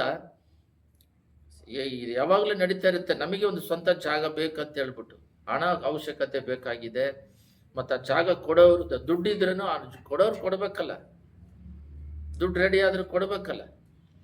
ನಾವೇನು ಮಾಡ್ತೀವಿ, ನಮ್ಮ ತಂತ್ರಗಳನ್ನು ನಮ್ಮ ಪ್ಲ್ಯಾನ್ಗಳನ್ನ ಮಾಡ್ತೀವಿ, ಅದೇ ಪಾಪ. ಅವ್ರೇನು ಮಾಡಿದ್ದಾರೆ, ಭಾನುವಾರ ದಿನ ಆಗಿದ ತಕ್ಷಣ ಸ್ವಲ್ಪ ವಿಶ್ವಾಸಿಗಳನ್ನ ಕರ್ಕೊಂಡು, ವಿಶ್ವಾಸಿ ಅಂದರೆ ಅವರ ಜೊತೆ ಸೇವಕರನ್ನ ಕರ್ಕೊಂಡು ಅಲ್ಲೋಗಿ ಪ್ರೇಯರ್ ಸ್ಟಾರ್ಟ್ ಮಾಡಿದ್ದಾರೆ. ಕೊಟ್ಟಿದ್ದಕ್ಕಾಗಿ ಸ್ತೋತ್ರ, ಟ್ಯಾಂಕ್ಸ್. ಕೊಡೋಕ್ಕೆ ಮುಂಚೆನೆ ಪ್ರಾರಂಭ ದಿನಗಳಲ್ಲಿ ನನ್ನ ಸ್ವಭಾವ ಏನಿತ್ತಂದರೆ, ಏನೋ ಸಮಸ್ಯೆ ಬಂದರೆ ಆ ಸಮಸ್ಯೆ ಬಿಡುಗಡೆ ಮಾಡೋದಕ್ಕಾಗಿ ಸ್ತೋತ್ರ ಅಂತೇಳಿ ಪ್ರೇಯರ್ ಮಾಡ್ತಾ ಇದ್ವಿ. ಅದಾಗುತ್ತಾ, ಅದಾಗೋದಿಲ್ವಾ, ಪ್ರೇಯರ್ ಮಾಡ್ಬೇಕಾದ್ರೆ ದೇವರಿಗೆ ಸ್ವಸ್ಥಪಡಿಸು, ಆ ಥರ ಮಾಡ್ತಿರ್ಲಿಲ್ಲ. ಸ್ವಸ್ಥ ಮಾಡತ್ತನೂ ಪ್ರೇಯರ್ ಮಾಡ್ತಿರ್ಲಿಲ್ಲ. ಸಮಸ್ಯೆ ಆಯ್ತಾ, ದೇವರೇ ಅದ್ರ ಬಿಡುಗಡೆ ಮಾಡೋದಕ್ಕಾಗಿ ಸ್ತೋತ್ರ ಅಷ್ಟೇ. ಅವ್ರು ಹೋಗ್ಬಿಟ್ಟು ಪ್ರೇಯರ್ ಮಾಡಿಬಿಟ್ಟು ನೀರು ಹಾಕಿ ಪ್ರತಿಷ್ಠೆ ಮಾಡಿ ಎಣ್ಣೆಯಿಂದ ಒಂದು ಬಂಡೆ ಮೇಲೆ ಸಿಲುಬೆ ಹಾಕ್ಬಿಟ್ಟು ಅದನ್ನ ಫೋಟೋ ಹಿಡೀರಿ ಅಂತ ಹೇಳ್ಬಿಟ್ಟು ಬಂದು ಸುಮ್ಮನೆ ಕುತ್ಕೊಂಡ್ಬಿಟ್ಟಿದ್ದಾರೆ. ಇವ್ರ ಪಾಡಿಗೆ ಇವ್ರ ಸೇವೆ ನಡೀತಿದೆ. 16 ದಿನ ಆದಮೇಲೆ ಅವನೇ ಓಡಿ ಬಂದು ಪತ್ರ ಕೊಟ್ಬಿಟ್ಟು ರಿಜಿಸ್ಟರ್ ಮಾಡಿಸ್ಬಿಟ್ಟು ಹೋಗ್ತಾ ಇದ್ದಾರಂತೆ. ಅವ್ರ ಮೇಲೆ, ಆ ಸೇವಕರ ಮೇಲೆ ಎಷ್ಟು ವಿಶ್ವಾಸ ಇದೆಯೋ ಅದೇ ಥರನೇ ಸೇವೆ ನಡೀತಾ ಇದೆ. ನಮ್ಮಲ್ಲಿ ಒಂದು ಚಿಕ್ಕ ಕುಟುಂಬ ನಡೆಸೋಕ್ಕೆ ವಿಶ್ವಾಸ ಇಲ್ಲ. ವಿಶ್ವಾಸ ಎಲ್ಲಿ ಇದೆಯಾ ಇಲ್ವಾ? ಮತ್ತಾಯ 21-22 ಓದ್ರಿ. 21-22.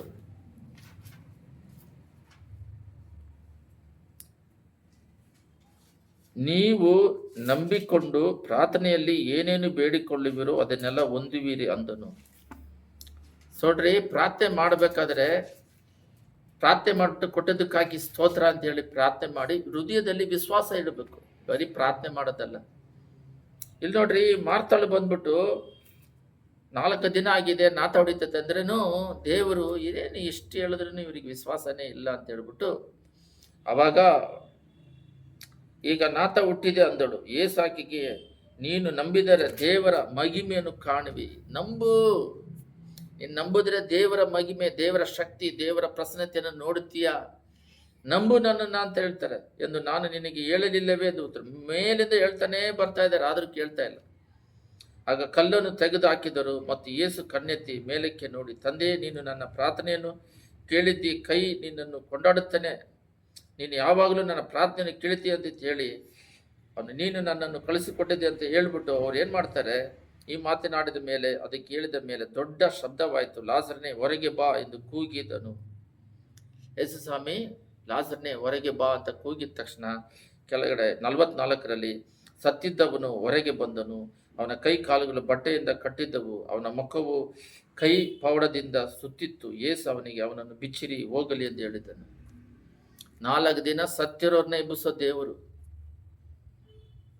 ಆದರೆ ಇವರು ಎಬ್ಬಿಸೋಕ್ಕೆ ಅವರ ಒಡ ಹುಟ್ಟಿದ ಅಕ್ಕ ನಂಬಿಕೆ ಇಲ್ಲ. ಹೇಳ್ತಾರೆ ವಿಶ್ವಾಸ ಅಂತ, ವಿಶ್ವಾಸ ಇಲ್ಲ. ಇದು ಒಂದು ಮಾತ್ರ ದೇವರು ಮಾಡ್ತಾರೆ. ಅದೇ ರೀತಿ ಪ್ರಾರಂಭ ದಿನಗಳಲ್ಲಿ ವಿಶ್ವಾಸ ಬರಲಿ ಅಂತ ಏನೋ ಒಂದು ಮಾಡ್ತಾರೆ. ನಾವು ಪ್ರಾರ್ಥನೆ ಮಾಡದೆ ಹೋದ್ರೂ, ವಿಶ್ವಾಸ ಇಡದೆ ಹೋದ್ರೂ ಮಾಡ್ತಾರೆ. ಅದನ್ನೇ ಯಾವಾಗಲೂ ಮಾಡ್ತಾರೆ ಅಂತ ನಾವು ನಂಬಬಾರದು. ನಮ್ಮ ವಿಶ್ವಾಸ ಮೇಲೇನೆ. ನೀವು ಬೈಬಲಲ್ಲಿ ತೆಗೆದು ನೋಡ್ರಿ, ಏಸ್ವಾಮಿ ಅವರೇ ಹೋಗಿ ಸ್ವಸ್ಥತೆ ಮಾಡಿದ್ದು ಕಮ್ಮಿ. ಬೆತಸ್ದ ಕೊಳದಲ್ಲಿ 38 ವರ್ಷದಿಂದ ಒಬ್ಬ ಹುಟ್ಟುಕುಂಟನನ್ನು ನೋಡಿ, ಇವನು ಯಾವಾಗಲೂ ಹುಟ್ಟುಕುಂಟನಾಗಿದ್ದಾನಲ್ಲ ಅಂತ ಹೇಳ್ಬಿಟ್ಟು ಅವನ ಸ್ವಸ್ಥತೆ ಮಾಡಿದ್ರು. ಎಲ್ಲ ಗಮನ ಇಟ್ಟು ಕೇಳ್ರಿ. ಸರಿ, ನೀನು ಹಾಸಿಗೆನ ಹೊತ್ಕೊಂಡು ಹೋಗಂತ. ಆದರೆ ರೋಡಲ್ಲಿ ಹೋಗ್ತಾ ಇರ್ತಾರೆ, ಪಕ್ಕದಲ್ಲೇ ಕುರುಡ ಬಂದು ಕೂಗ್ತಾನೆ, ದಾವಿದ ಕುಮಾರನ ಏನು ಬೇಕಂತಾರೆ. ಪಕ್ಕದಲ್ಲೇ ಇರ್ತಾರೆ ಕುಷ್ಠರೋಗಿಗಳು, ಬಂದು ಸ್ವಸ್ಥತೆ ಬೇಕಂತ ಕೇಳಿದ್ರೆ ಹೇಳ್ತಾರೆ. ಒಂದು ಸಲ ನಿಮಗೆ ಗೊತ್ತು, ಶತಾಧಿಪತಿ 100 ಜನಕ್ಕೆ ಸಿಪಾಯಿಗಳಿಗೆಲ್ಲ ಅವನು ಹೆಡ್ಡು. ಅವ್ರೇನು ಮಾಡ್ತಾರೆ, ಬಂದು ನನ್ನ ಕೆಲಸಗಾರನು ಮೈ ಚೆನ್ನಾಗಿಲ್ಲ ಅಂತ ಹೇಳ್ತಾರೆ. ಸರಿ, ನಾನು ಬರ್ತೀನಿ ಅಂತಾರೆ. ಎಲ್ಲರೂ ಹಂಗೆ ತಾನೇ ಹೇಳ್ತಾರೆ. ಅಂದರೆ ನೀನು ಬರಬೇಡ್ದೇನು ಬೇಕಾಗಿಲ್ಲ, ನೀನು ಇಲ್ಲಿಂದ ಒಂದು ಮಾತು ಹೇಳ್ತಾನೆ. ಅವನು ದೇವ್ರು, ನಮ್ಮ ದೇವ್ರವ್ರು, ಅನ್ಯನು. ಅವಾಗ ದೇವ್ರು ಹೇಳ್ತಾರೆ, ನೀನು ವಿಶ್ವಾಸ ಇದ್ದಂಗೆ ಆಯ್ದ ಅಂತ.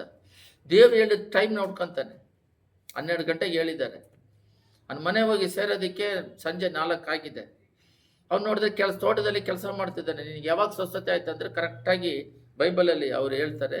ಯಾವ ಸಮಯದಲ್ಲಿ ಅಂದರೆ ಇಂಥ ಸಮಯ ಹೇಳ್ತಾರೆ. ದೇವರು ಅವಾಗ ಅವನ ಶತಾಧಿಪತಿ, ದೇವರು ಯಾವಾಗ ನೀನು ನಂಬಿದಂತೆ ಸ್ವಸ್ಥತೆ ಆಯ್ತು ಅಂದರೆ ಆ ಟೈಮಲ್ಲಿ ಸ್ವಸ್ಥತೆ ಆಗಿದೆ. ಬಟ್ ಇವನು ಇಲ್ಲಿದ್ದಾರೆ, ಅಲ್ಲಿ ನೋಡಿದ್ರೆ ಸ್ವಸ್ಥತೆ ಆಗಿದೆ. ಅಷ್ಟು ದೊಡ್ಡ ವಿಶ್ವಾಸ ಅನ್ಯರುಗಳಿಗೆ. ಇವಾಗ ಆ ವಿಶ್ವಾಸ ಎಲ್ಲೋಯ್ತು. ನಾವು ಇದನ್ನೆಲ್ಲ ಪ್ರಸಂಗ ಮಾಡೋದಿಲ್ಲ. ಪ್ರಾಬ್ಲಮ್ ಏನಂದರೆ, ನಾವು ಕೂಡ ಸೇವಕರುಗಳು, ನಮಗೂ 49 ವರ್ಷ ಆಯಿತು. ಇನ್ನು ಆಗಸ್ಟ್ ಬಂದರೆ 50. 22 ವಯಸ್ಸಲ್ಲಿ ದೇವ್ರು ನಂಬ್ಕೊಂಡೆ 38 ವರ್ಷ ಆಯಿತು ಸೇವೆಗೆ ಬಂದು. ಇದನ್ನೆಲ್ಲ ಸ್ಟಾರ್ಟಿಂಗಲ್ಲಿ ಮಾಡ್ತಾ ಇದ್ವಿ, ಪ್ರಾರ್ಥನೆ ಮಾಡಿರಿ, ಪರಿಶುದ್ಧವಾಗಿರ್ರಿ, ವಿಶ್ವಾಸದಲ್ಲಿ ಬೆಳೀರಿ ಅಂತ. ಇವಾಗ ರಿವರ್ಸಿಗೆ ಬಂದಿದ್ದೀವಿ. ಯಾಕಂದರೆ ದೇವ್ರು ನಂಬದಾಗಲೇ ವಿಶ್ವಾಸ ಅನ್ನೋದು ಬಂದ್ಬಿಡುತ್ತೆ. ಯಾಕೆ ರಿವರ್ಸ್ ಬಂದಿದ್ದೀವಿ ಅಂದರೆ, ಈಗಿನ ಕಾಲದ ಯವನಸ್ಥರು, ಹೆಣ್ಮಕ್ಳು ಕಾಲ ಬಂದು ಅವರು ಲೋಕದ ಜನಗಳ ಜೊತೆಯಲ್ಲಿ ಜಾಸ್ತಿ ಐಕ್ಯತೆ ಇದೆ. ಬೋಧಿಸೋದಂತೂ ಬೋಧಿಸ್ತಾರೆ, ಬೇರೆಯವರಿಗೆ ಬೋಧಿಸೋದು ಹೇಳೋದು ಸರಿ. ಅವ್ರು ನಡೀತಾರ, ಅದನ್ನು ಹೇಳ್ತಾರಲ್ಲ, ಅವ್ರು ನಡೀತಾ ಇದ್ದಾರೆ, ಅದು ನಡೆಯಲ್ಲ. ಬಾಯಿನಲ್ಲಿ ಟಕ್ ಅಂತ ಹೇಳ್ಬಿಡ್ತಾರೆ. ಒಂದು ಉದಾಹರಣೆಗೆ, ಒಂದು ಹೆಂಡತಿ ಗಂಡನಿಗೆ ಹಣಗಳನ್ನೆಲ್ಲ ಕರೆಕ್ಟಾಗಿ ಅಂದರೆ ಸಾಲ ತಗೋಬೇಡ ಅಂತ ಹೇಳ್ಬಿಡ್ತಾರೆ.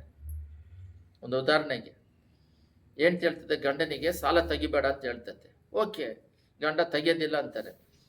ಸಾಲ ತೆಗೆದೇ ಇರೋದಕ್ಕೆ ಹಣ ಖರ್ಚು ಮಾಡುವ ಜ್ಞಾನ ಬೇಕು. ಅಲ್ಲಿ ಹಣ ವ್ಯರ್ಥವಾಗಿ ಖರ್ಚು ಮಾಡೋದು, ಸೇರಿಸಿಡೋ ಗುಣ ಬೇಕಲ್ಲಿ. ಹೆಂಡತಿ ಸಪೋರ್ಟ್ ಬೇಕಾಗುತ್ತೆ. ಹೆಂಡತಿ ಪ್ರತಿಯೊಂದು ಪ್ರಾರ್ಥನೆ ಮಾಡಿ 1 ರೂಪಾಯಿನೂ ಜ್ಞಾನದಲ್ಲಿ ಖರ್ಚು ಮಾಡಿ ಏನಕ್ಕೆ ಬೇಕೋ ಅದು ಎತ್ತಿಡಬೇಕಾಗಿದೆ. ಆ ಮುಖ್ಯವಾದ ಸಂದರ್ಭಗಳು, ಏನೋ ಒಂದು ಮಕ್ಕಳ ಮೇಲೆ ಓದೋದಕ್ಕೆ ಬೇಕಾಗುತ್ತೆ. ಆ ಸಮಯದಲ್ಲಿ ಅಲ್ಲಿ ಇದ್ರೆ ತಾನೆ, ಬಾಯಿನಲ್ಲಿ ಹೇಳ್ಬಿಟ್ಟೆ ಸರಿ. ಕ್ರಿಯೆಯಲ್ಲಿ ಎಲ್ಲಿ ಖರ್ಚೆಲ್ಲ ಕಮ್ಮಿ ಮಾಡಬೇಕು. ಎದು ವ್ಯರ್ಥ ಖರ್ಚುಗಳೆಲ್ಲ ಅಲ್ಲಿ ಜ್ಞಾನ ಅಡಕವಾಗಿದೆ. ಅಂದರೆ ಬಾಯಿನಲ್ಲಿ ಹೇಳೋದು, ಮಾತಾಡ್ಬಿಡೋದು ಹೊರತು ಕ್ರಿಯೆಗಳಲ್ಲಿಲ್ಲ.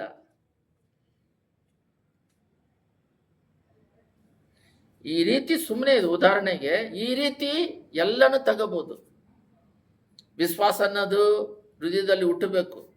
ಜ್ಞಾನ ಅನ್ನೋದು ಎಲ್ಲನೇ ಇರಬೇಕು. ಒಂದು ಮನುಷ್ಯನಿಗೆ ದೇವರ ಆತ್ಮಿಕದಲ್ಲಿ ಬೆಳೆಯೋದಕ್ಕೆ ಸಮಾಧಾನ ಇರಬೇಕು, ಜ್ಞಾನ ಇರಬೇಕು, ಪರಿಶುದ್ಧತೆ ಇರಬೇಕು, ನಂಬಿಕೆ ಇರಬೇಕು, ಫೇತ್ ಇರಬೇಕು, ಎಲ್ಲನೂ ಇರಬೇಕು. ಲೋಕವನ್ನು ಜಯಿಸುವಂಥದ್ದು ನಂಬಿಕೆ ಅಂತ ಹೇಳಿದ್ದಾರೆ. ನಮಗೆ ನಂಬಿಕೆ ಇಲ್ಲದೆ ದೇವರನ್ನ ಬಿಲಿ ಮಾಡೋದೇ ತಪ್ಪು. ನಾವು ದೊಡ್ಡ ಪಾಪ. ಹೆಸರೇ ವಿಶ್ವಾಸಿಗಳು. ಅಂದರೆ ಹೆಸರಿಗೆ ಏನಂದರೆ ವಿಶ್ವಾಸ, ದೇವ್ರನ್ನ ನಂಬಿಕೊಂಡು ಜೀವನ ಮಾಡೋದು. ನಾನು ಪ್ರಾರಂಭದಲ್ಲಿ ದೇವ್ರು ನಂಬಿದಾಗ ನನಗೆ ಅಭಿಷೇಕ ಇದ್ದಿದ್ದರಿಂದ, ದೇವ್ರನ್ನ ನಂಬ್ಕೊಂಡಿರೋದ್ರಿಂದ ದೇವ್ರು ಮಾಡ್ತಾರೆ ಬಿಡು ಅಂತ ಹೇಳ್ತಿದ್ದೆ. ಬಟ್ ದೇವರಲ್ಲಿ ಇದ್ದೆ, ಪ್ರಾರ್ಥನೆಯಲ್ಲಿ, ವಾಕ್ಯದಲ್ಲಿ.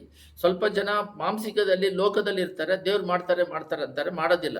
ಅವಾಗ ದೇವ್ರು ಮಾಡ್ತೇನೆ ಅಂದ್ರೂ ಮಾಡಲ್ಲ. ಅಂದರೆ ಬರೀ ವಿಶ್ವಾಸದಲ್ಲಿ, ಸ್ಪಿರಿಚುವಲಲ್ಲೂ ಇರಬೇಕು. ಪಾಪದಲ್ಲಿ ಇದ್ದುಕೊಂಡು ಪ್ರಾರ್ಥನೆ ಮಾಡಿದ್ರೇ ಕೇಳೋದಿಲ್ಲ. ಬೈಬಲ್ ಯೆಶಾಯ 59:1-2 ನಮ್ಮ ಪ್ರಾರ್ಥನೆ ಮಾಡ್ತಿದ್ದಾಗ, ದೇವರು ಕೇಳಲಾರದ ಕಿವಿ ಮಂದವಲ್ಲ, ರಕ್ಷಿಸಲಾರದ ಕೈ ಅವರಿಗೆ ಚಿಕ್ಕದಾಗಿ ಇಲ್ಲ, ಅವ್ರ ಕೈ ಇಲ್ಲದವರಾಗಿ ಅಲ್ಲ ಏನಲ್ಲ, ನಮ್ಮ ಪಾಪಗಳ ದೇವರಿಗೂ ಅಗಲಿಸ್ತಾ ಬಂದಿದೆ. ಅದರಿಂದ ಎಲ್ಲದರಲ್ಲಿಯೂ ಇರಬೇಕು. ಪ್ರತಿಯೊಂದರಲ್ಲೂ ಬೆಳೀತಾ ಇರಬೇಕು. ಝೀಲ್ ಬೇರೆ ಇರಬೇಕು, ವೈರಾಗ್ಯ ಇರಬೇಕು. ಯೇಸು ನಿಜವಾದ ದೇವರಂತ ಅನ್ಯ ಜನಗಳಿಗೆ ತೋರಿಸಿನ ಆ ವೈರಾಗ್ಯ ಇತ್ತು ಪ್ರಾರಂಭ. ಆ ವೈರಾಗ್ಯ ಇನ್ನೂ ಡಬಲ್ ಆಗಬೇಕು. ಸಾಕ್ಷಿ ಜೀವಿತ ಅದನ್ನು ಎಲ್ಲಾದ್ರೂ ಹೋಗಿ ನಿಂತ್ಕೊಂಡಾಗ ಯೇಸು ದೇವರು ಅಂತೇಳಿ ಸಾಕ್ಷಿ ತೋರಿಸಿ. ಸಿಟಿಗಳಲ್ಲಿ ಹೊಸೊಬ್ರು ಇರೋದ್ರಿಂದ ಅವ್ರಿಗೆ ಗೊತ್ತಾಗೋದಿಲ್ಲ. ಬಟ್ ಅಕ್ಕದ ಪಕ್ಕದಲ್ಲಿ ನಾವು ಕೆಲಸ ಮಾಡೋ ಜಾಗದಲ್ಲಿ ರಿಲೇಷನ್ ಮಧ್ಯದಲ್ಲಿ ನಾವು ಅದನ್ನು ಪ್ರಯತ್ನ ಪಡ್ತಾ ಇದ್ರೆ ಅಲ್ಲಿ ತೋರಿಸ್ಬೋದು, ಅಲ್ಲಿ ಗೊತ್ತಾಗ್ಬಿಡುತ್ತೆ ನಮ್ಮ ಯಾವ ರೀತಿ ನಮ್ಮ ಸ್ಥಿತಿಗಳು ಇದೆ ಅಂತ ಹೇಳ್ಬಿಟ್ಟು. ನೋಡ್ರಿ, ದೇವ್ರ ಸತ್ತಿರೋರ್ನ 4 ದಿನ ಆಗಿ ನಾತಾಡಿತಾನೆ ಎಬ್ಬಿಸೋಕ್ಕೆ ಶಕ್ತಿಗಲ ದೇವರು. ನೀ ವಿಶ್ವಾಸ ಬೆಳಿ, ನಂಬಿಕೆ ಮಾಡು. ನೀನು ನಂಬಿದ್ರೆ ಇವಾಗ ಅವನು ಎದ್ದೇಳ್ತಾನೆ ನಿನ್ನ ತಮ್ಮ ಅಂತ ಹೇಳಿದ್ರೂ ವಿಶ್ವಾಸ ಬರ್ತಾ ಇಲ್ಲ. ಎಲ್ಲ ಟೈಮ್ ಆ ಥರ ಮಾಡೋದಿಲ್ಲ. ನಮ್ಮ ಸ್ವಭಾವ ಯಾವ ರೀತಿ ಇರ್ಬೇಕಂತ ಹೇಳಿದ್ರೆ 18 ವರ್ಷದ ರಕ್ತಸ್ರಾವ ಆಗ್ತಾ ಇದ್ದದ್ದು ಸ್ತ್ರೀ ಆಗಿ ಇರಬೇಕು. ಅವ್ರ ಬಟ್ಟೆ ಮುಟ್ಟಿದ್ರೆ ಸಾಕು ಸ್ವಸ್ಥತೆ ಆಗುತ್ತಂತೆ. ದೇವ್ರನ್ನ ಎದುರು ನೋಡೋದಲ್ಲ, ಸುಮ್ಮನೆ ಬಟ್ಟೆ ಮುಟ್ಟಿದ್ರೆ ಸಾಕಂತ ಪ್ರಾರ್ಥನೆ ಮಾಡಿ ವಿಶ್ವಾಸದಿಂದ ಗಳಿಸ್ಕೊಂಡಿವಿ ಅನ್ನೋದು. ಆ ರೀತಿ ಹೇಳ್ಬಿಟ್ಟಿದ ತಕ್ಷಣ ಲೋಕದ್ದು ದೇವರಿಗೆ ಚಿತ್ತವಿಲ್ಲದ್ದೆಲ್ಲ ಇದೆ. ಅದರಲ್ಲಿ ಇನ್ನೊಂದು ಸಪ್ರೇಟ್ ಮೆಸೇಜ್ ಅದು. ಇನ್ನೊಂದು ದೇವರ ಪರ್ಮಿಷನ್, ಒಂದು ದೇವರ ಇಂಗ್ಲೀಷಲ್ಲಿ ಪರ್ಮಿಷನ್ ವಿಲ್ ಅಂತಿದೆ. ದೇವರ ಸಿಲುಬೆಯಲ್ಲಿ ಹಾಕ್ಬೇಕಾದ್ರೆ ದೇವ್ರೆ ನೀ ಚಿತ್ತವಿದ್ರೆ ನಡೆಯಲಿ, ನನ್ನ ಚಿತ್ತವಿಲ್ಲ ಅಂತಾರೆ. ಅಂದರೆ ಅವ್ರ ಚಿತ್ತಕ್ಕೆ ಒಪ್ಪಿಸಿಕೊಡೋದು. ನಾವೇನಾದ್ರೂ ಪ್ರಾರ್ಥನೆ ಮಾಡಿದ್ರೆ ಅಂದರೆ ಮುಖ್ಯವಾದ ಕಾರ್ಯಗಳು, ರೋಗಗಳಿದ್ದಾವೆ, ಮುಖ್ಯವಾಗಿ ಮಕ್ಕಳಿಗೆ ಫೀಸ್ ಕಟ್ಟೋದಿದ್ದಾವೆ, ಏನೋ ಅಸಂಭವಗಳು, ರೋಗದಿಂದ ಜೀವಿಸೋದಲ್ಲ, ಸಾಲಗಾರರಿಗೆ ಸಾಲ ಕಟ್ತಾ ಇದ್ವಿ, ಆ ಸಂಭವಗಳೆಲ್ಲ.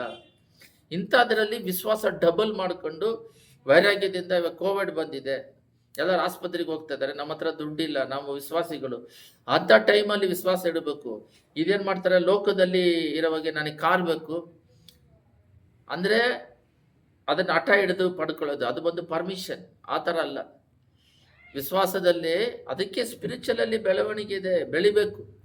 ಆತ್ಮಿಕದಲ್ಲಿ ಬೆಳವಣಿಗೆ ಇದೆ, ಅದರಲ್ಲಿ ಬೆಳೆದು ಫಲ ಕೊಡಬೇಕು. 2 ರಾಜರು 5:14 ಒಂದು ಸಂಭವ ಇದೆ. ಅದರಲ್ಲಿ ಏನಂದರೆ, ನಾಮನು ಬರ್ತಾನೆ ಅರಮ್ಯ ದೇಶದಿಂದ ಇಸ್ರೇಲಿಗೆ. ಅವ್ರು ಕೆಲಸ ಮಾಡೋ ಒಂದು ಚಿಕ್ಕ ಹುಡುಗಿ ಹೇಳುತ್ತೆ, ನಮ್ಮ ದೇಶದಲ್ಲಿ ಇದ್ದರೆ ನಿನಗೆ ಸ್ವಸ್ಥ ಆಗ್ತಿತ್ತಂತ. ಅವನಿಗೆ ಕುಷ್ಠರೋಗ ಇರುತ್ತೆ. ಅವನು ಲೆಟ್ರ್ ತಗೊಂಡು ಬರ್ತಾನೆ, ಎಲಿಶಾ ಹತ್ರ ಬರ್ತಾನೆ. ಎಲಿಶಾ ಬಂದ್ಬಿಟ್ಟು ಸರಿ ಹೇಳ್ತಾನೆ, ಈ ಥರ ಕುಷ್ಠರೋಗ ಆಯ್ತಂದರೆ ಅವನು ಹೊರಗಡೆ ಇರಬೇಕಾದ್ರೆ ಒಳಗಿಂದನೇ ಹೇಳ್ತಾನೆ, ಹೋಗಿ ಯೋರ್ದನ್ನಲ್ಲಿ 7 ಸಲ ಮುಳುಗಿ ಹೋಗು ಅಂತ ಹೇಳ್ತಾನೆ. ಇವನಿಗೆ ಸಿಟ್ಟು ಬಂದ್ಬಿಡ್ತೈತೆ. ಯಾಕೆ ನಮ್ಮ ಅರಮ್ಯ ದೇಶದಲ್ಲಿ ಏನು ನದಿಗಳಿಲ್ವಾ? ದಮಸ್ಕದ ಅಲ್ಲಿ ಆವಾನು, ಪರ್ಥರ್, ದೊಡ್ಡ ದೊಡ್ಡ ನದಿಗಳೆಲ್ಲ ಚೆನ್ನಾಗಿದೆ ಅರಮ್ಯ ದೇಶದಲ್ಲಿ. ಅಲ್ಲಿ ಇಲ್ಲದ ನದಿಗಳು ಇಲ್ಲೇ ನದಿ ಇದೆ. ಆ ನದಿಗಳೆಲ್ಲ ನೀರಲ್ಲ, ಮಾತು, ವಿಶ್ವಾಸದ ಮಾತು, ದೇವ್ರ ಸೇವಕರುಗಳು ಹೇಳುವ ಮಾತುಗಳು ನಂಬಬೇಕು. ಅವನೇನು ಮಾಡ್ತಾನೆ, ಕೆಲಸಗಾರ ಹೇಳಿದ್ದನ್ನು ಕೇಳಿ ಅವನಿಗೆ ವಿಶ್ವಾಸ ಬರಲಿಲ್ಲ, ನಂಬಿಕೆ ಬರಲಿಲ್ಲ. ಕೆಲಸಗಾರನ ಹೇಳಿದ ಹಾಗೆ ಇಲ್ಲ, ಅವ್ರೇನಾದ್ರು ಕಠಿಣವಾದ ಮಾತು ಹೇಳಿದ್ರೆ ನೀನು ಮಾಡ್ತಿದ್ದಲ್ಲ ಬಾ ಅಂತ ಹೇಳಿ ಅವರಿಗೆಲ್ಲ ಸೇವಕರು ಹೇಳಿದಾಗ ಅವನು ಹೋಗಿ ಮುಳುಗಿ ಎದ್ದಾಗ ಚಿಕ್ಕ ಮಗು ಕೂಸಿನಂತೆ, ಅವನಿಗೆ ಮಕ್ಕಳಿರ್ತಾರಲ್ಲ ಆ ರೀತಿ ಅವನಿಗೆ ಕುಷ್ಠರೋಗೆಲ್ಲ ಹೋಗಿ ಚರ್ಮ ಎಲ್ಲ ಹೊಸದಾಗಿ ಆಗುತ್ತೆ. ಅದರಿಂದ ಅವನ ನಂಬಿಕೆ, ಆಮೇಲೆ ನಂಬಿಕೆ ಬರುತ್ತೆ. ಇದೇನಂದರೆ, ಒಂದು ಮಾರ್ತಾಳಿಗೆ ವಿಶ್ವಾಸ ಇಲ್ಲ, ಎರಡನೇದು ದೇವರ ವಿಶ್ವಾಸದಿಂದ ನಡೀತು, ಎರಡನೇದು ನಾಮನಿಗೆ ವಿಶ್ವಾಸ ಇಲ್ಲ. ಅವನ ಕೆಲಸಗಾರ ಹೇಳಿದ ಮೇಲೆ ಅದನ್ನು ಕೇಳಿ ವಿಧೇಯನಾಗಿ ಸ್ವಸ್ಥತೆ ಹೊಂದಿದ. ಈ ರೀತಿ ತಿಳಿದಾಗೆ ರಕ್ತಸ್ರಾವ ರೋಗಿ ಇತ್ತಲ್ಲ, ಬಟ್ಟೆ ಮುಟ್ಟಿದ್ರೆ ಸಾಕು ಸ್ವಸ್ಥತೆ ಉಂಟಾಗ್ತದೆ. ಆ ರೀತಿ ವಿಶ್ವಾಸ ನಮಗೆ ಬೇಕು. ಶತಾಧಿಪತಿಯ ವಿಶ್ವಾಸ ನಮಗೆ ಬೇಕು. ಒಂದು ಮಾತು ಹೇಳಿದ್ರೆ ಸಾಕು ನನ್ನ ಕೆಲಸಗಾರ ಸ್ವಸ್ಥನಾಗ್ತಾನಂತ, ಆ ರೀತಿ ವಿಶ್ವಾಸ ಬೇಕು. ಈ ರೀತಿ ವಿಶ್ವಾಸ ಬೇಕು. ಇಬ್ರಿಯರ್ 10:23 ದೇವರು ಒಂದು ಒಳ್ಳೆ ಪದವನ್ನು ಕೊಟ್ಟಿದ್ದಾರೆ. Let us hold the confession of our hope without wavering. ಅಂದರೆ ಸಂದೇಹ ಪಡೆದಾಗೆ ವಿಶ್ವಾಸವನ್ನು ಗಟ್ಟಿಯಾಗಿ ಹಿಡಿದುಕೋ. For he who promise is faithful. ಸೃಷ್ಟಿಕರ್ತನು he who promise is faithfulness. Faithful ಅಂದರೆ ದೇವರು ಹೇಳಿದ್ದಾರೆ, ವಿಶ್ವಾಸವನ್ನು ಗಟ್ಟಿಗೆ ಹಿಡ್ಕೊಂಡು ಎಲ್ಲವನ್ನು ಸಾಧನೆ ಮಾಡಿ ಜಯ ಹೊಂದಂತ. ಅದನ್ನ ಬಿಡದಾಗಿ ಹಿಡ್ಕೋಬೇಕು. ಅರ್ಥ ಆಗ್ತೈತೆ? ಅರ್ಥ ಆಗಿಲ್ಲ. ಗಟ್ಟಿಯಾಗಿ ಹಿಡ್ಕೋಬೇಕು ವಿಶ್ವಾಸನ. ವಿಶ್ವಾಸ ಇಲ್ಲ ಅಂದ್ರೆ ಅದಕ್ಕೆ ಮಾಡ್ಕೋಬೇಕು. ಯೇಸು ಸ್ವಾಮಿ ಸಮುದ್ರದ ಮೇಲೆ ನಡೀತಾ ಇದ್ದಾರೆ. ಅಲ್ಲಿ ಬೋಟಲ್ಲಿ ಆಲ್ರೆಡಿ ಅವ್ರು ಹೋಗಿರ್ತಾರೆ ಶಿಷ್ಯರುಗಳು. ದೆವ್ವ ಅಂತ ಹೆದರ್ತಾರೆ, ನಾನು ಅಂತ ಹೇಳ್ತಾರೆ ದೇವರು. ಅದಕ್ಕೆ ಅವ್ರ ಶಿಷ್ಯರುಗಳು ಹೇಳ್ತಾರೆ, ನೀನಾದ್ರೆ ಪೇತ್ರನು, ನೀನೇ ಆದ್ರೆ ನಾನು ಸಮುದ್ರ ಮೇಲೆ ನಡೀತೀನಿ ಅಂದ್ರೆ ನಡೆದು ಬಾ ಅಂತಾರೆ. ಅವ್ನು ಬೋಟಿಂದ ಇಳಿದು ನಡೀತಾನೆ. ಗಾಳಿಯನ್ನು ಸಮುದ್ರವನ್ನು ನೋಡಿ ಭಯಪಟ್ಟು ಮುಳುಗಿದಾಗ ದೇವರು ಬೈತಾರೆ, ಅಲ್ಪ ವಿಶ್ವಾಸಿ ಏಕೆ ಸಂದೇಹಪಟ್ಟೆ. ಮತ್ತೆ 14:30 ಅಲ್ಪ ವಿಶ್ವಾಸಿ ಏಕೆ ಸಂದೇಹಪಟ್ಟೆ ಅಂದರೆ ಅಲ್ಪ ವಿಶ್ವಾಸಿಗಳನ್ನ ದೇವರು ಬೈತಾರೆ. ಭಯಪಟ್ಟರೆ ಮುಳುಗುತ್ತಾನೆ. ಎಲ್ಲರೂ ಮತ್ತೆ 14:30 ತೆಗಿರಿ, ಅದರಲ್ಲಿ ಇದೆ ನೋಡ್ರಿ, ನಾನು ಓದ್ತೀನಿ ನೋಡ್ರಿ. ಆದರೆ ಗಾಳಿಯನ್ನು ನೋಡಿ ಭಯಪಟ್ಟು ಮುಳುಗುತ್ತಾ ಸ್ವಾಮಿ ನನ್ನನ್ನು ಕಾಪಾಡೆಂದು ಕೂಗಿಕೊಂಡನು ಪೇತ್ರನು.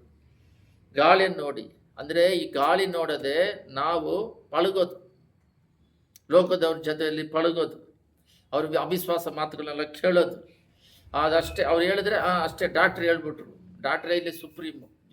ಇವಾಗ ಸೈನ್ಸ್ ಹೇಳ್ಬಿಟ್ರು. ಇವಾಗ ಯೂತ್ಗಳಿಗೋಸ್ಕರ ಹೊಸ ಪಾಸ್ಟರ್ಗಳೆಲ್ಲ ಪಾಪ ಇವರು ಚೆನ್ನಾಗಿ ಓದ್ಬಿಟ್ಟು ಇವರು ದೇವರೇ ಇಲ್ಲ ಅಂತಿದ್ದಾರೆ ಅಂತ ಹೇಳ್ಬಿಟ್ಟು ಬೈಬಲಲ್ಲಿ ಇಲ್ಲದೆ ಏನು ನಡೀತಿಲ್ಲ, ಫ್ಯೂಚರಲ್ಲಿ ಏನು ನಡೀತೈತೆ, ಟೆಕ್ನಾಲಜಿ ಇದೆ, ಇದು ನ್ಯೂಕ್ಲಿಯರ್ ಬಾಂಬ್ ಇದರಲ್ಲಿ ಜಕರ್ಯದಲ್ಲಿ ಇರೋದು, ಮತ್ತು ಟೆಕ್ನಾಲಜಿ ಪ್ರಕಟಣೆ 13 ಚಾಪ್ಟರಲ್ಲಿ ಇರೋದು, ಅದು ಬಂದು ತನ್ನನ್ನು ವಿಗ್ರಹ ಆರಾಧನೆ ಮಾಡುತ್ತೆ, ಇಲ್ದವ್ರನ್ನ ಕೊಳ್ಳುತ್ತೆ. ಆ ಟೆಕ್ನಾಲಜಿ ಬರೋದು, ಚಿಪ್ಪು ಬರೋದು, ಮೈ ಮೇಲೆ ಬರೋದು, ಎಲ್ಲ ಬರೆದು ಗಾಡಿಗಳು ಈ ಕಡೆ ಹೋಗೋದು, ಲೈಟ್ಗಳು, ಏನಿಲ್ಲ ಬೈಬಲಲ್ಲಿ ಎಲ್ಲ ಬಿಟ್ಟು ಹೇಳ್ತಾ ಇದ್ದಾರೆ. ಯಾಕಂದರೆ ಇವ್ರು ಓದಿದ ತಕ್ಷಣ ಬೈಬಲು 2000 ವರ್ಷದ ಇದು ಅಂತ ಇದು ಮಾತಾಡುತ್ತೆ. ಅದು ಓದೋದು ಮಾತಾಡಲ್ಲ. ಅದು ಲೋಕದಲ್ಲಿ ಕೆಲಸ ಮಾಡಿ ಸರ್ವೈವಿಗೆ, ಬದುಕೋದಿಕ್ಕೆ. ಇದು ಬಂದು ನಿತ್ಯ ರಾಜ್ಯಕ್ಕೆ. ನೀನು ಸಭೆಗೆ ಬರದೆ ಪರಿಶುದ್ಧವಾಗಿದ್ದರೆ ಪರಲೋಕ ರಾಜ್ಯಕ್ಕೆ ಹೋಗೋಕ್ಕಾಗೋದಿಲ್ಲ. ಪರಿಶುದ್ಧ ಹೇಳ್ಕೊಡೋದಿಲ್ಲ ಪಾಠ. ಅದು ಬರೀ 40 ವರ್ಷ ಅಷ್ಟೇ. ಇದು ನಿತ್ಯ ಕಾಲವಾಗಿ ಆತ್ಮ ಅಳಿದೆ ಪರಲೋಕ ರಾಜ್ಯದಲ್ಲಿ ಇರೋದು. ವಿಶ್ವಾಸಿಸಬೇಕು. ದೇವ್ರ ಹತ್ರ ಎಲ್ಲವನ್ನು ಕೇಳ್ತೀರ. ಇದು ಕೇಳಿದ್ರೆ ಕೊಡ್ತಾರೆ, ಅದು ಕೇಳಿದ್ರೆ ಕೊಡ್ತಾರೆ, ಸಾಕ್ಷಿ ಬೇರೆ ಹೇಳ್ತಾರೆ. ಆದರೆ ನರಕ ಐತಂತ ಬೈಬಲಲ್ಲಿ ಹೇಳಿದೆ ಅಂದ್ರೆ ಅದನ್ನ ನಂಬಲ್ಲ. ಇವಾಗ ಬೇರೆ ಎಲ್ಲ ವಿಶ್ವಾಸತೆಯಲ್ಲ, ನಾನು ಪ್ರಾರ್ಥನೆ ಮಾಡಿದ್ರೆ ಸಿಕ್ತಂತ, ಬೈಬಲಲ್ಲಿ ದೇವರು ಪಾಪ ಮಾಡಿದ್ರೆ ನರಕಕ್ಕೆ ಹೋಗ್ತಾರೆ, ಅದನ್ನು ನಂಬಬೇಕು ತಾನೆ. ಪ್ರಕಟಣೆಯಲ್ಲಿ ಇದೆಯಲ್ಲ 2ನೇ ಮರಣ. ಇವಾಗ ಎಲ್ಲ ನಂಬೋದ ಮೇಲೆ ಅದನ್ನ ಯಾಕೆ ನಂಬೋದಿಲ್ಲ? ಬೈಬಲಲ್ಲಿ ನೀನು ದೇವ್ರು ನಂಬ್ಕೊಂಡ್ರೆ ಪರಲೋಕ ರಾಜ್ಯಕ್ಕೆ ಹೋಗ್ತೀನಿ ಅಂತ ವಾಕ್ಯನೇ ಇಲ್ಲ. ಕಡೆವರೆಗೂ ನಿಲ್ಲುವನೇ ರಕ್ಷಣೆ ಹೊಂದುವನು. ಮತ್ತೆ ಯೇಸ್ವಾಮಿನ ಪಾಪ ಮಾಡಿದ್ರೆ ಯೇಸ್ವಾಮಿ ರಕ್ತನ ತುಳಿದವನು ಅವನು ಮತ್ತೆ ಹಿಂತಿರುಗಿ ಬರೋದಕ್ಕೆ ಆಗೋದಿಲ್ಲ ಅಂತಲೇ ಐತೆ ಬೈಬಲಲ್ಲಿ. ಸ್ಪಿರಿಚುವಲಲ್ಲೇ ಬೆಳೀತಾ ಇರಬೇಕು. ಲೋಕದ ಸಂಬಂಧಪಟ್ಟ ಸ್ವಭಾವಗಳಾಗಲಿ, ಲೋಕದ ಸಂಬಂಧಪಟ್ಟ ಮನುಷ್ಯರಾಗಲಿ, ಅವರು ರೋಡಲ್ಲಿ ಇರ್ತಾರೆ. ಅವ್ರನ್ನ ನೋಡ್ಬಿಟ್ಟು ಲೋಕಕ್ಕೆ ಸಂಬಂಧಪಟ್ಟ ಮನುಷ್ಯರು ಆಯ್ ಅಂತ ಹೇಳ್ಬಿಟ್ಟು ಅವ್ರ ರಕ್ಷಣೆ ಹೊಂದ್ಬೇಕಂತ ಪ್ರೇಯರ್ ಮಾಡ್ಬೇಕು. ಅವ್ರ ಹತ್ರ ಕುತ್ಕೊಂಡು ಅರ್ಟೆ ಹೊಡೆಯೋದು, ಮಾತಾಡೋದು ಮಾಡಲೇಬಾರದು. ಅವ್ರ ಜೊತೆ ಮಾಡೋದು ಬಿಟ್ಟು ದೇವ್ರ ಜೊತೆಲಿ ಮಾಡು, ಪ್ರಾರ್ಥನೆ ಮಾಡು, ವಾಕ್ಯ ಓದು. ಸರಿ, ನೀನು ಅವ್ರ ಹತ್ರ ಮಾತಾಡ್ತೀಯ, ಅವ್ರು ನಿನ್ನ ಹುಡುಕಿ ಬರಬೇಕು, ದೇವ್ರ ಬಗ್ಗೆ ಕೇಳಬೇಕು, ಅವಾಗ ನೀನು ಹೇಳ್ಬೇಕು.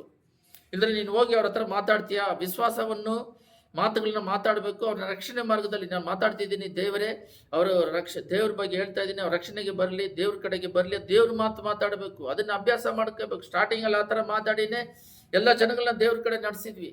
ಒಂದು ಫೋಟೋ ಸ್ಟುಡಿಯೋ ಅಂತ ಹೇಳಿ ಇಟ್ಟಿದ್ದೆ ಪ್ರಾರಂಭದಲ್ಲಿ. ಕೆಲಸ ಮಾಡೋ 10 ಜನನೂ ದೇವ್ರು ನಂಬ್ಕೊಂಡ್ರು. ಎಲ್ಲ ಅನ್ಯರುಗಳೇ, ಸೇವಕರುಗಳಾದರು, ಹಿಂದೂಗಳು. ಎಷ್ಟೋ ಜನಗಳು ಇವಾಗ ದೇವ್ರು ನಂಬ್ಕೊಂಡು ಚೆನ್ನಾಗಿದ್ದಾರೆ, ಮಾತಿನಲ್ಲೇ, ಜೊತೆಗಿದ್ದಾಗಲೇ. ಇವಾಗ ಜೊತೆಗಿದ್ರೆ ಮಾತಾಡಿದ್ರೆ ಲೋಕಕ್ಕೆ ಆಪೋಸಿಟ್ ಮಾತಾಡೋದು. ಇವಾಗಿರೋ ಯೂತ್ ಎಲ್ಲ ಸರಿಯಿಲ್ಲ. ಯಾಕೆ ಸರಿಯಿಲ್ಲ ಅಂದರೆ ಯೂಟ್ಯೂಬ್, ವಾಟ್ಸಪ್, ಅದು ಎಲ್ಲನೂ ಒಳ್ಳೇದು ಇದೆ, ಕೆಟ್ಟದ್ದು ಇದೆ. ಕರೆಂಟಲ್ಲಿ ಒಳ್ಳೇದಿದೆ, ಕರೆಂಟ್ ಇದೆ, ನೀನು ಮುಟ್ಟಿದ್ರೆ ಸತ್ತೋಗ್ತೀಯ. ಬಟ್ ಕರೆಂಟ್ ಇಲ್ದಿದ್ರೆ ಬದುಕಕ್ಕಾಗಲ್ಲ, ಕತ್ತಿ ಇಲ್ದಿದ್ರೆ ಬದುಕಕ್ಕಾಗಲ್ಲ. ಅದು ತರಕಾರಿ ಕಟ್ ಮಾಡ್ಬೇಕು, ಅದನ್ನ ತಗೊಂಡು ನೀನು ಕುತ್ತಿಗೆ ಕೊಯ್ಕೊಂಡ್ರೆ ಇಲ್ಲ ಬೇರೆಯವ್ರನ್ನ ಕೊಂದರೆ ಅದು ತಪ್ಪು. ಎಲ್ಲದರಲ್ಲಿ ಅಡ್ವಾಂಟೇಜ್ ಡಿಸ್ಅಡ್ವಾಂಟೇಜ್ ಇದೆ. ಟಿ ವಿಯಲ್ಲಾಗಲಿ ಸೆಲ್ ಫೋನ್, ನೀನು ಒಳ್ಳೇದು ತಗ, ಕೆಟ್ಟದ್ದು ಬಿಟ್ಟಾಕು. ಏನಂದರೆ ವಿಶ್ವಾಸದಲ್ಲಿ ಹೆಚ್ಚಿಸುವಂಥ ದೇವ್ರ ಜೊತೆಲಿ ನೀನು ಐಕ್ಯತೆ ಇಟ್ಕ. ಇಬ್ರಿಯರಲ್ಲಿ ಇದೆಯಲ್ಲ 10:23 ವಿಶ್ವಾಸವನ್ನು ಗಟ್ಟಿಯಾಗಿ ಇಡ್ಕ. ಅದ್ರ ಮೇಲೆ ಸಂದೇಹ ಪಡಬೇಡ. ದೇವ್ರ ನಂಬಿಕಸ್ಥನು, ನಿನ್ನ ನಂಬಿಕೆ ಪ್ರಕಾರ ಮಾಡ್ತಾರಂತೇಳಿ ದೇವರೇ ವಿಶ್ವಾಸ ಬೆಳೀಲಿ ಅಂತೇಳಿ, ಮಾರ್ತಾಳಿಗೆ ವಿಶ್ವಾಸ ಹೆಚ್ಚಾಗಲಿ ಅಂತೇಳಿ ಹೆಚ್ಚಿಗೆ ಮಾಡಿದ್ರೂ ಆಗ್ತಾ ಇಲ್ಲ. ನೀನು ನಂಬು, ಅವನು ಸತ್ತಿರೋ ಎದ್ದಂತ ನಾನು ಕಡೆ ದಿನದಲ್ಲಿ ಆಗುತ್ತ ನನಗೂ ಗೊತ್ತು.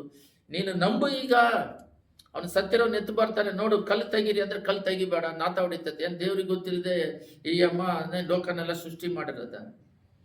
ದೇವರಿಗೆ ಬೋಧಿಸೋದು, ದೇವರಿಗೆ ಆರ್ಡರ್ ಮಾಡೋದು, ಇದು ಆಗಲ್ಲ. ಡಾಕ್ಟರ್ ಹೇಳ್ಬಿಟ್ರು ಆಗಲ್ಲ. ದೇವರಿಗೆ ಹೇಳ್ಬೇಕು ಆಗಲ್ಲ ಅಂತ. ದೇವರಿಗೆ ಏನಾಗೋದಿಲ್ಲ, ಆಗಲ್ಲ ಅಂತ ದೇವರು ಹೇಳೋದಿಲ್ಲ. ನೋಡ್ರಿ, ಒಬ್ರು ಬಂದಿರಂತೆ ಸೇವಕರ ಹತ್ರ, ಅಯ್ಯ ಇದು ಡಾಕ್ಟ್ರ್ ಹೇಳಿದ್ರು 4th ಸ್ಟೇಜ್, ಆಗಲ್ಲ ಅಂತ ಹೇಳ್ಬಿಟ್ರಂತೆ.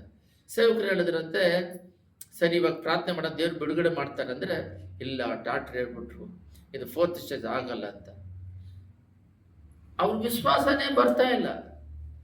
ಅವ್ರ ಸೇವಕರು ಹೇಳ್ತಾ ಇದ್ದಾರೆ, ಅವ್ರ ಸೃಷ್ಟಿಕರ್ತನಮ್ಮ ಅವರು ಡಾಕ್ಟ್ರು ಮನುಷ್ಯ ಹೇಳಿರ್ತಾನೆ, ಅವನು ಆಗಲ್ಲ ಅಂತ ಹೇಳಿದ್ರೆ ದೇವ್ರು ಮಾಡೋದು. ಇವಾಗ ಫಸ್ಟೇ ಅವನು ಟ್ರೀಟ್ಮೆಂಟಿಂದ ಫಸ್ಟ್ ಸ್ಟೇಜಲ್ಲಿ ಸ್ವಸ್ಥತೆ ಆಗಿದ್ರೆ ಡಾಕ್ಟ್ರು ಮಾಡಿದ್ರಂತ ನಂಬ್ತೀಯ.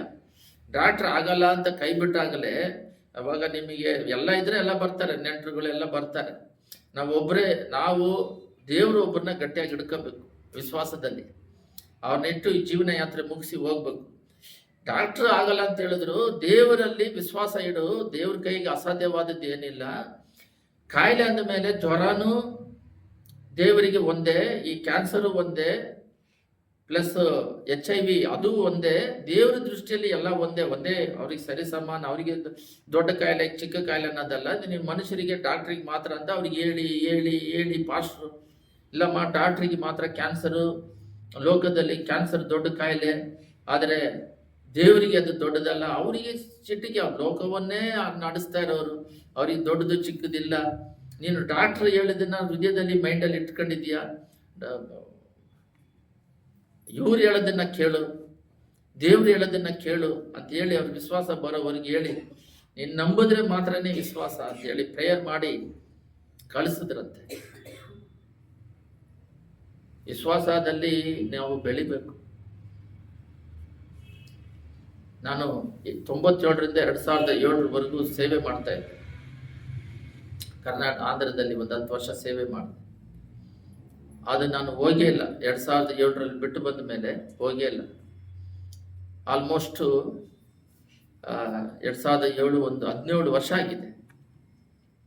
2024ರಲ್ಲಿ ಡಿಸೆಂಬರ್ ಟೈಮಲ್ಲಿ ಮಕ್ಕಳಿಗೆ ರಜಾ ಅಂತೇಳಿ ಕರ್ಕೊಂಡು ಹೋದೆ. ಒಂದು ಉಪ್ಪರಪಲ್ಲಿ ಅಂತ ಒಂದು ಗ್ರಾಮ.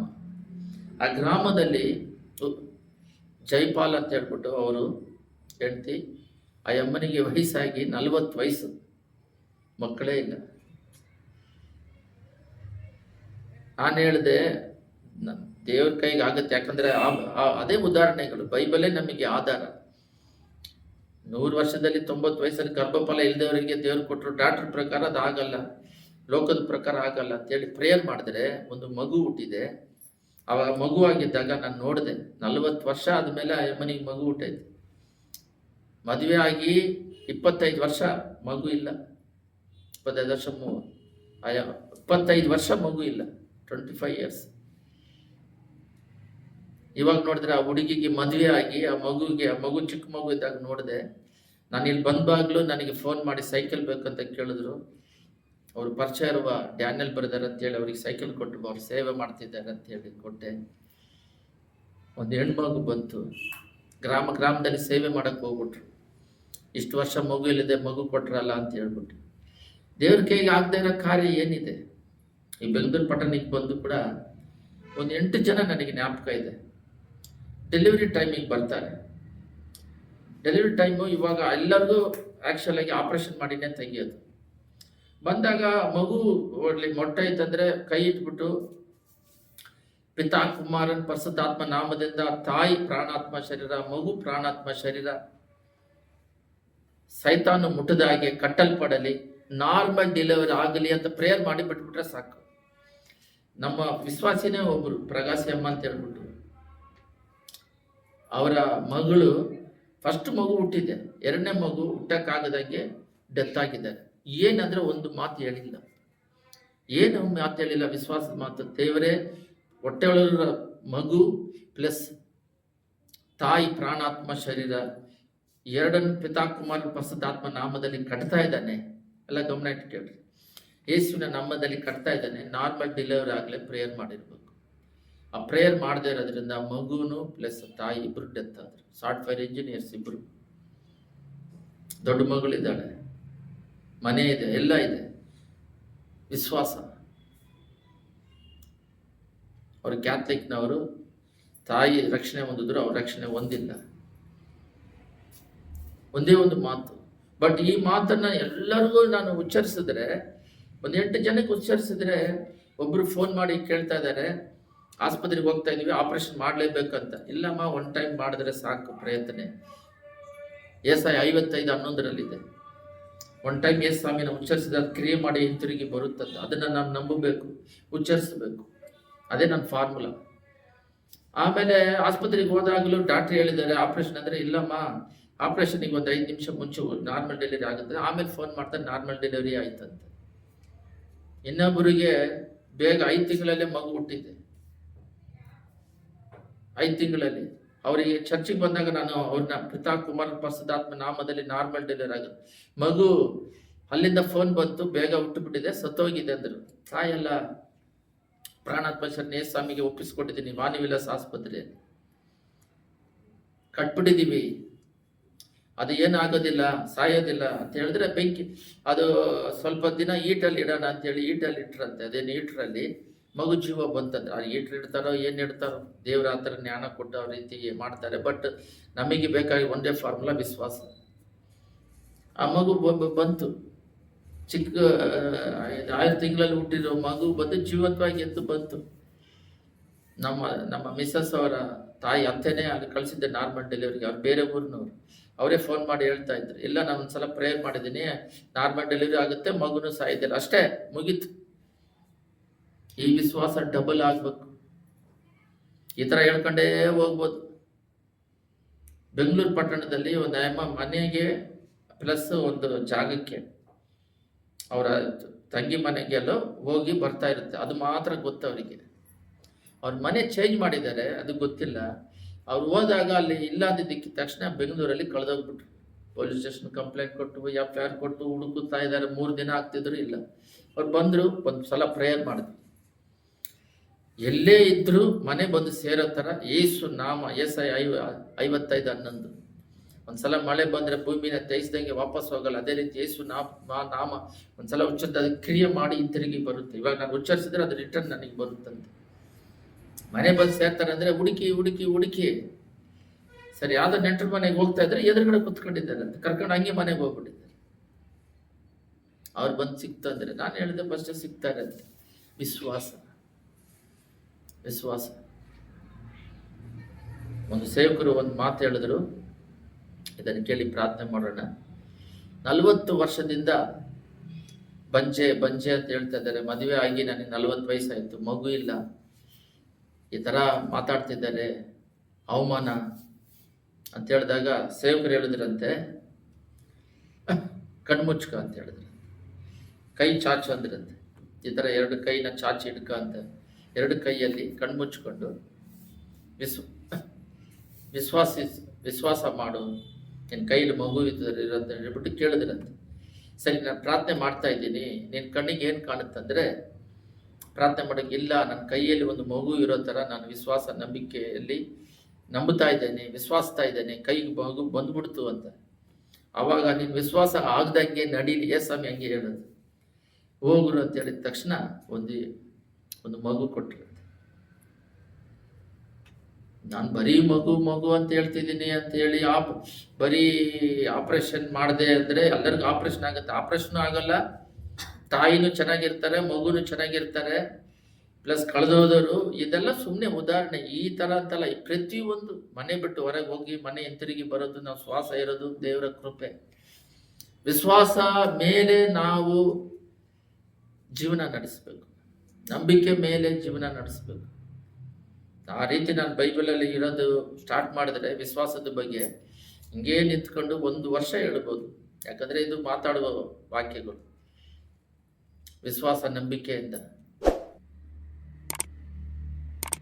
ಮೋಸ ಕೂಡ ಹಿಂದ್ಗಡೆ ಪಾರೋನನ್ನ ಸೈನ್ಯ ಬರ್ತಾ ಇದೆ, ಏನ್ ಮಾಡೋದಂದ್ರೆ ನನ್ನನ್ನೇನು ಕೇಳ್ತೀಯ, ಕೋಲ್ ಮೇಲೆ ಕೆತ್ತು ಸಮುದ್ರ 2 ಆಗಿ ಚೀಳಿಸುತ್ತೆ ಅಂದ್ರೆ ಸಮುದ್ರನೇ 2 ಆಗಿ ಚೀಳಿಸುತ್ತೆ, ಅದ್ರ ಮೇಲೆ ನಡ್ಕೊಂಡು ಹೋಗ್ತಾರೆ. ಅವ್ರು ಬರ್ತಾರೆ, ಕೊಂಬನ ಅಂದ್ರೆ ಅದು ನೀರು 2 ಸಮುದ್ರ ಇದಾಗುತ್ತೆ. ಇವಾಗ ಅದೆಲ್ಲ ಆರ್ಕಿಟೆಕ್ಟ್ ಅದೆಲ್ಲ ಕಂಡುಹಿಡಿದಿದ್ದಾರೆ. ಅದು ಪಾರೋನ ರಥಗಳು ಅದು ಇದೆಲ್ಲ ಕಂಡುಹಿಡಿದು ಇಟ್ಟಿದ್ದಾರೆ. ಅದು ನಿಜವಾಗ್ಲೂ ನಡೆದಿರೋದಂತ. ಬೈಬಲಲ್ಲಿ ಇರೋದು ಇವಾಗ ನಡ್ತಿರೋದು ಎಲ್ಲ ಹಿಸ್ಟ್ರಿ ಪ್ಲಸ್ ಸತ್ಯ, ಅದರಲ್ಲಿ ಏನಿಲ್ಲ, ದೇವರ ಮಾತುಗಳು. ಅಂಥ ದೊಡ್ಡ ದೇವರು 2 ಕಡೆ ಐಸ್ ಆಗಿರ್ಬೇಕು, ನಡಿಬೇಕಾದ್ರೆ ಸ್ವಲ್ಪ ಒಣಗಿರ್ಬೇಕಂದ್ರೆ ಬಿಸಿ ಇರಬೇಕು. ಅದು ಐಸ್ ಥರ ಇದ್ದರೆ ಆಗಲ್ಲ. ಇವರು ಫ್ರೀಸರಲ್ಲಿ ಕಂಬವಾಗಿ ಮಾರ್ಪಡ್ತಾರೆ. ಅದು 0 ಆಗಬೇಕು, ಇದು ಇವ್ರಿಗೆ ಮಾತ್ರ ಈಟ್ ಇರಬೇಕು. ಅರ್ಥ ಆಗ್ತಿಲ್ಲ. ಅದು ಸೈನ್ಸ್ ಎಲ್ಲ ದೇವರ ಹತ್ರ ಬರೋದಿಲ್ಲ. ಅದೇ ಐಸ್ ತರ ಇವರು ಅದರಲ್ಲಿ ನಡ್ಕೊಂಡು ಹೋದ್ರೆ ಇವ್ರು ಐಸ್ ತರ ಆಗ್ಬಿಡ್ತಾರೆ, ಐಸ್ ಮಂಜಾಗ್ಬಿಡ್ತಾರೆ 0ದಲ್ಲಿ ಇದ್ರೆ. ಅದು ಬರ್ತಾರ ನೀರ್ನ ಸ್ಟಾಪ್ ಮಾಡ್ಬೇಕು, ಗೋಡೆ ಕಟ್ಟಿ ಆ ನೀರಲ್ಲೇ ಇವ್ರು ನಡಿಬೇಕು. ಅದು ಭೂಮಿ ಒಳಗಿರೋ ಮಣ್ಣನ್ನ ಮೇಲೆ ತರಬೇಕು, ಮೇಲೆ ಒಣನೆಲ್ಲ ಮಾಡಬೇಕು. ಒಣಗೋಗಿದೆ ಅಂದ್ರೆ ಇವರಿಗೆ ಈಟ್ಬೇಕು, ನೀರಿಲ್ಲ ಅದರಲ್ಲಿ. ಇಂಥ ದೊಡ್ಡ ದೇವರು. ಅದಕ್ಕೆಲ್ಲ ಕಾರಣ ವಿಶ್ವಾಸ, ನಂಬಿಕೆ. ಅದ ಕಣ್ಣುಗಳನ್ನು ಮುಚ್ಚಿ ಪ್ರಾರ್ಥನೆ ಮಾಡೋಣ. ಸುದ್ದಿಮದಲ್ಲಿ ನಿವಾಸ ಮಾಡುವ ಪರಲೋಕ ತಂದೆಯೇ, ಈಗಿನಿಂದ ನಮ್ಮ ಮುಗಿಪು ಯಾವಾಗಂತ ಗೊತ್ತಿಲ್ಲ. ನಾವು ವಿಶ್ವಾಸದಲ್ಲೇ ಜೀವನವನ್ನು ನಡೆಸಿ ಮುಗಿಸೋದಕ್ಕೆ ಕೃಪೆ ಮಾಡಿ. ಅಲ್ಪ ವಿಶ್ವಾಸಿಯೇ ಹೇಗೆ ಸಂದೇಹ ಪಟ್ಟೆ ಅಂತೇಳಿ ಪೇತ್ರನನ್ನು ನೋಡಿ ಗದರಿಸಿ, ಅಪ್ಪ ಸಮುದ್ರ ಮೇಲೆ ನಡೀತಿದ್ದವನ್ನ ನೋಡಿ ಗದರಿಸಿ ಅವನ ಕೈ ಇಟ್ಟು ಕಾಪಾಡದ ಹಾಗೆ, ಇಲ್ಲದ ಹಾಗೆ ವಿಶ್ವಾಸದಲ್ಲಿ ಜೀವನ ಮಾಡೋದಕ್ಕೆ ಕೃಪೆ ಮಾಡಿ. ನಿಮ್ಮ ವಿಶ್ವಾಸ ಎಲ್ಲೋಯ್ತು, ದೇವ ಓಡಿಸ್ಬೇಕಾದ್ರೆ ಆಗಲಿ ಅಯ್ಯ, ನಾವು ಪ್ರಾರ್ಥನೆ ಮಾಡಿದ್ರೆ ಹೋಗ್ತಾ ಇಲ್ಲ. ನಂಬಿಕೆ ಇಲ್ಲದ ಸಂತತಿ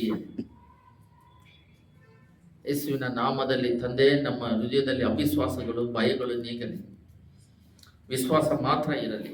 ಅದು ಡಬಲ್ ಆಗಲಿ, ಹೆಚ್ಚಿಗೆ ಆಗಲಿ, ಜ್ಞಾನ ಹೆಚ್ಚಾಗಲಿ ಅಪ್ಪ, ವೈರಾಗ್ಯ ಹೆಚ್ಚಾಗಲಿ, ಸಾಕ್ಷಿ ಜೀವಿತ ಹೆಚ್ಚಾಗಲಿ, ಪರಿಶುದ್ಧತೆ ಹೆಚ್ಚಾಗಲಿ, ನೀತಿ ಹೆಚ್ಚಾಗಲಿ, ದೀರ್ಘ ನಿನ್ನ ಸ್ವಭಾವಗಳಲ್ಲಿ ಎಲ್ಲದರಲ್ಲಿ ತಂದೆ ಭಕ್ತಿ, ನಿನ್ನ ಮೇಲೆ ಭಯ, ಲೋಕದ ಮೇಲೆ ಅಲ್ಲ, ಸುಮ್ಮನೆ ಭಯ ಅಲ್ಲ, ದೇವರಿಗೆ ಮಾತ್ರ ಭಯಪಡಬೇಕು. ದೇವರನ್ನ ಬಿಟ್ಟು ಯಾವುದಕ್ಕೂ ಭಯಪಡದ ಹಾಗೆ ಜೀವಿಸಲು ಒಂದು ಕೃಪೆ. ಯೇಸುವೇ, ಇವತ್ತು ವಿಶ್ವಾಸದ ಬಗ್ಗೆ ಮಾತಾಡಿದ್ರಿ.